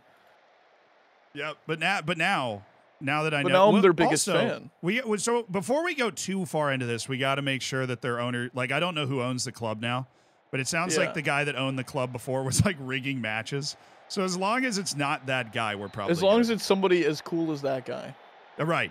Where I'm looking for a mobster, somebody who would fit into the roster of The Sopranos, perhaps. Oh, dude, that'd vibe. be awesome. Yeah. To be fair, that would be so cool. We get invited to his house. He's, they're serving us pasta. He starts talking to us about how we have to make a deal. We enter the plot of every movie that I've ever enjoyed. Is this game pay to win? XTC Football Manager is not pay to win. No. I realize that it looks like a mobile game from 2007, but it's actually the game that you hope it is. This does look like I made the joke in your chat, but this does look like Pro Evolution Soccer on my iPad Touch. I remember playing. Dude, I can't. The graphics have always been so bad in FM that it's like the Sorting Hat. Like only people that are like by accident or really grind their way. It's like a secret community, but a ton of people play this game. Like I'll just be when I get recognized in public, it is always almost like we're in a secret society. Like even if we're at a bar in public, they'll walk up to me and like bump me on the shoulder and be like, "Football Manager, right?" And I'll be like, "Yeah." And they'll be like, "Sick, dude." Yeah, like just like a fist bump below the table, like you really helped me. You with this tactic thing that you told me, like it made the difference and I got promoted. And then they'll do like they don't even want their own friends to hear it. They're just like saying it to me, and then they'll be like, "Cool, man, appreciate it," and then they're gone. They disappear into the evening. It's like it's That's amazing. It is very, very chill group of people though. Yeah, usually. Look, Catania is about to be on the map. We're putting Catania on the map. So the spot we sponsor the jersey, and then what happens in the Football Manager save happens in real life. Like we start signing players in Football Manager, and then we start sending those recommendations to them. Which is But if we die in the game, we also die in real life. Oh, that sounds like a great YouTube video. Dude, Write I'm about that to say down. something crazy that Okay. might be like what a stupid American thing. But you know how in Germany and in England, they both have like their own like cups where it's like all of the different leagues play together for a tournament, Yeah. single elimination. Does Italy have that? Yeah. They have the Coppa Italia. That's an awesome name for a cup, by the way. But Oh, hell yeah. we're about to bring this home. So you're thinking like first season Coppa Italia win. I mean, is No. that out of the question? That would be really hard, but it's not impossible. If we build like if Sorry, you but you always told me that Hey. you're better than everybody else at Football Manager. I never would have said that. That doesn't sound You've okay. always said that you're definitively better than everybody else. Hey, 2-time streamer showdown champion. That's all. But yes, okay, fine. It's possible. We can do it. We have to get a good draw, but it's possible. The owners are Australian. Oh, let's go. Oh, this is gonna be sick. That's gonna be easy then. Yeah, the owners of Catania are Australian. We're gonna go. I can learn Australian. It's basically English. Almost. It's English, but with dangerous animals. That's what the language is. Time to prove I'm better than everybody else. Yeah, Carl really just he just threw down the gauntlet. We have to Wait, deliver. but didn't you tell me don't tell anybody? But I'm definitively better than everybody else at Football Manager, and all the other Football Manager creators are bad. Hey, that was Reddit. I thought that was the Reddit. I thought it was the Reddit that said that. I can't confirm or deny. I'll have to get. Well, I did try to make a video with the other 3 biggest Football Manager creators in the world over the last couple days, and then one ended up in a cabin in the woods, and the other 2 lost their voice. So, you know what? Maybe that is the truth. I hope they find it. Oh. How do you get through a day? Not well. To be fair. I hope they find it. I hope you find your dad. Have you ever been to Australia, Carl? No. There's many places I haven't been. That That you surprises have, me, it actually. feels like. Yeah. I've No, never even been to Italy. Really? Yeah. No. Oh, I played in the EAFC. I have to go to Italy anyways at some point because I played in the EAFC launch tournament. It was like this thing that Twitch put on. Yeah. And I actually ended up winning the tournament because I got What? I know. I got paired with a pro player from Italy. And so the way that it worked was the EU players would play each other, and then the North American players would play each other, and they would combine the scores. So all I had to do was not lose by a lot. So I used like Football Manager tactics and like possession and stuff, and I played like the best in a Twitch streaming EAFC guy, and I only lost 3-1 to him in the final. And so my teammate just had to win by 2, and he did. So, like, I am technically the champ of the launch tournament for EAFC. And then I officially retired from professional FIFA at that point after my glorious victory. Good for you. But the point is, he lives in Italy, and I promised him I'd visit him if we won. And I kind of owe him a lot of the reward money, so I at least need to take him out to dinner. Oh, so we'll set that up then. Yeah, so I was like, I want to go to Italy anyways to thank Flocox for carrying my incredible. Yeah, hey, I carried him, but I'll pretend that he carried me to the EAFC title. So no, he was disgusting. I was very good at not losing by a lot, which was kind of the key to success there. But it was really it was scary though. Like playing pro FIFA players is really scary. Like I was, No, 'cause they're good, I was dude. shaking, dude. Well, because I would watch these guys beat somebody like 10-1. How am I gonna lose this match, chat? Ah! Brighton is some of the best to Oh, they're ever. in 17th right now. My brain's short circuiting. I am enjoying this conversation, though. Look, if you need to call it. No, I lost my touch. Well, I actually need to fly home soon, so I am going to need to call it soon because I need to fly home. But because I am going home for the holidays here today, got a flight to catch. Dude, everybody, man. Everybody's leaving me. You're sticking around, or do you have like work? I just have a lot of work to do. But yeah. No, I did that through Thanksgiving last year. Was like the first holiday I wasn't home was Thanksgiving last year. Really? Yeah. I was in New York, and we went out to dinner the night before Thanksgiving, and it was the most power suit wearing crowd ever that like didn't go home for that. It was the World Cup, and I was doing live watch alongs to every match, so I just couldn't go home. Dude, I remember that. You were Yeah. literally nonstop. 4 a.m. every day, baby. 4 a.m. every day. I think, is it safe to say, I don't know if this is a hot take, but is it safe to say that the World Cup finals was the best match ever? Very probably, yes. Like that was. You think about the stakes and the fact that almost inarguably the best player of all time was either going to win a World Cup Son was or not. watching, I'm sure. Yeah, he probably was watching. True. But besides Son Heung-min, obviously. And then you have the heir apparent kind of Kylian Mbappe in the goals and the save right at the end and the way the penalty shootout went. Oh, One of the best players of all time playing on the French team also in Griezmann. And then he was probably also... honestly, Griezmann's one of the best French national team players of all time, without a doubt. Because he won He's one of the best players of all time. He was their leading goal scorer on their World Cup winning team. I think he was. They said the guy you played is insanely good. Bugs is among the best in NA and goes 20-0 every weekend league. I know. He was very scary. I actually texted Bugs after the game and apologized for the fact that I only lost to him by 2. I was like, dude, because his chat was so hard on him. How did Carl find Zealand? What do you mean? How did I find Carl? Should be the question that you're asking. The actual story is there was a Twitch. Oh, God, I'm about to get scored on again. There was a Twitch. We were on a plane. Oh, yeah. Okay. And somebody was hijacking it. And we looked at each other. And then somebody said, "Is there a Twitch streamer that can help?" And we both raised our hands at the same time. And then instead of helping, we just got to know each other. The guy died, but that was just like, Yeah. Sometimes, the friendship is more important than lives, right? He was probably doomed anyways, in our expert opinion, so. I'll tell you this. He was going to die at some point anyway. That's true. We actually have saved a life, though, haven't we? Dude, we already did.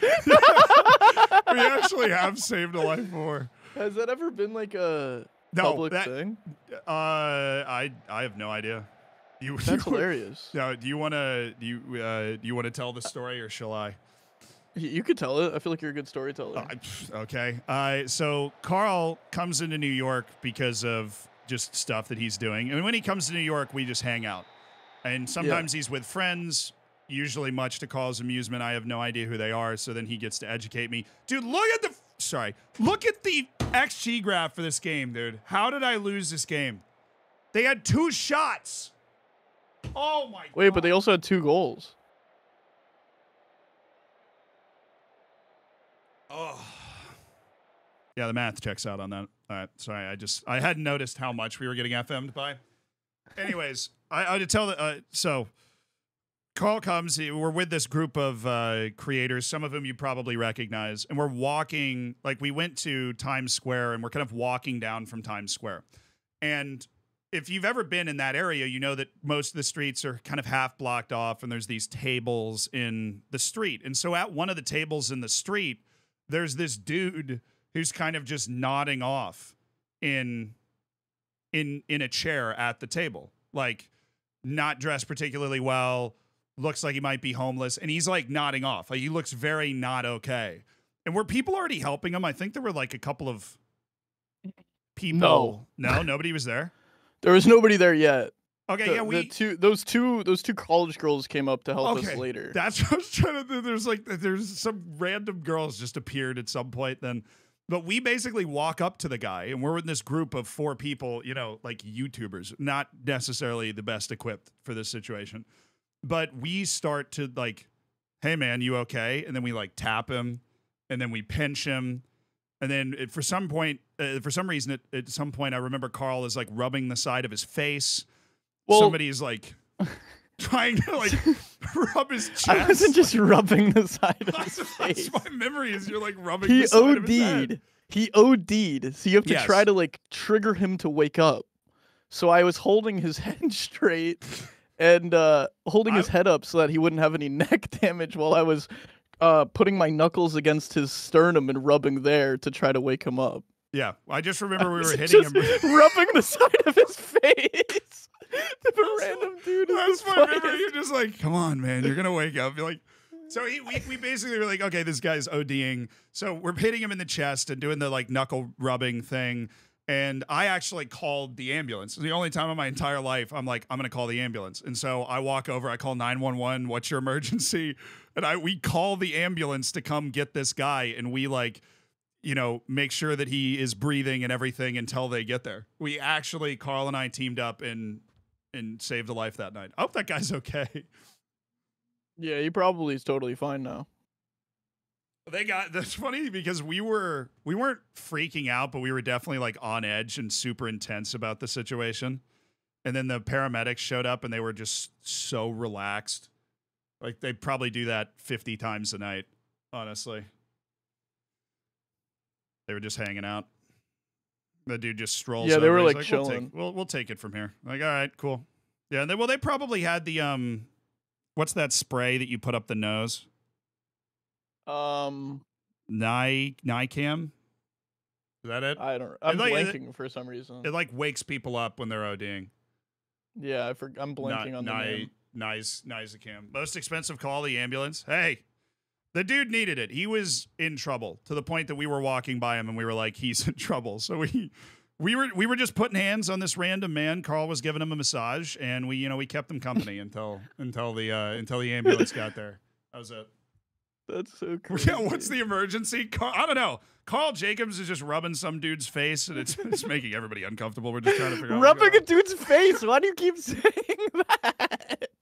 That's legitimately because I remember I was standing in front of him and I was on the phone, and then one of the other guys was like rubbing his chest, like with the knuckles, like trying to wake him up, and we were pinching him super hard and stuff. Like somebody slapped him, I think, maybe like a tap on the face, and then you were holding his head was what you were doing. I was holding his head in place because if he woke up, I was nervous. Because it happens. Like people wake up and then they tweak out for a second, and like I was worried he was gonna hurt his neck really hard. So I was just holding his head in place. You did good work. We did good work out there. It was good. So it's Narcan. It's called Narcan, by the way, just for our future reference. All right, chat. Just for whenever. I've got to get. I got to start. Look, I'll let you outro with them. I'm gonna go. All right, cool. Thanks for hopping on, dude. I'm really excited for Catania. I'm pumped, dude. I'll see ya. All right, see ya. Well, that was a cool surprise. I'm glad Carl could stop by. He loves soccer. He loves football. That's honestly probably part of the reason why we've become friends. Like we played each other in FIFA before and stuff. But yeah, that's gonna be neat. In January, we'll start playing a save with him as well as the Journeyman. With Catania. I think that'll be a really fun time. And I got to go buy like 5 Catania kits now. Oh, anyways, thank you guys so much for hanging out today. Love you guys. Fist bump. Appreciate all the subs. I'm super sorry I wasn't able to read them out, especially while we were on the call. Awing, Almighty King, B-Janks, thank you so much for the 8 months. Thank you guys for the bits as well. Sammy, thank you for the 3 months. Really, all those subs, that's what allows us to do the trip like we did with the Faroe Islands and everything, is because of that. Next stream is going to be on Tuesday. I've saved up this database. Honest to goodness, I don't know if we're going to keep playing this database. I've had some fun with it. I do maybe we'll throw it in at the end of some of the unemployed streams just to see if we win the League Cup, because we are in the League Cup final. We'll probably find a point where we can just play out the rest of the season, because I do want to kind of bring that home. But I also think I also think the unemployed save is more fun, to be perfectly honest. You know, how do you guys meet? That was the true story. We met on the plane, dude. Not actually. We met. We just get along. We've been friends since we met. He's a great dude. Not a good dude. He's a great dude. But you guys, happy holidays. I will see you the day after Christmas.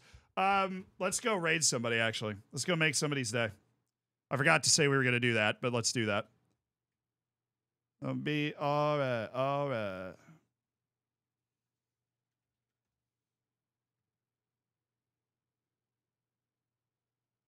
Everything will be all right. Let's go raid.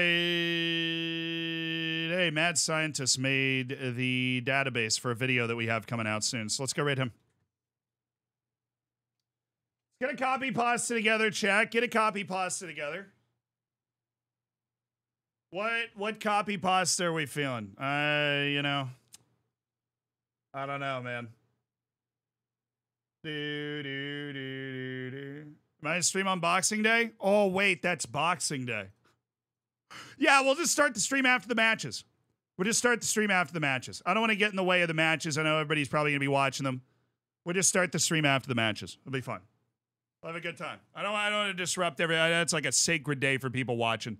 Grab the copy pasta. Let's spam it when we get dropped into the stream. Let's make Mad Scientist Day. He works on databases for the videos. Great dude. And I will see you guys on Boxing Day after the matches. All right? Have a good one, everybody. Happy holidays. Merry Christmas if you celebrate.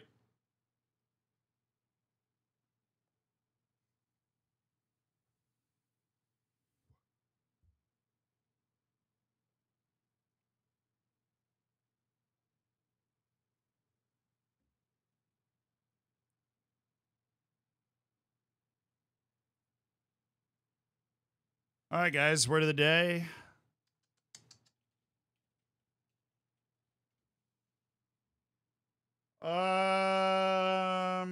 Okay. Purview.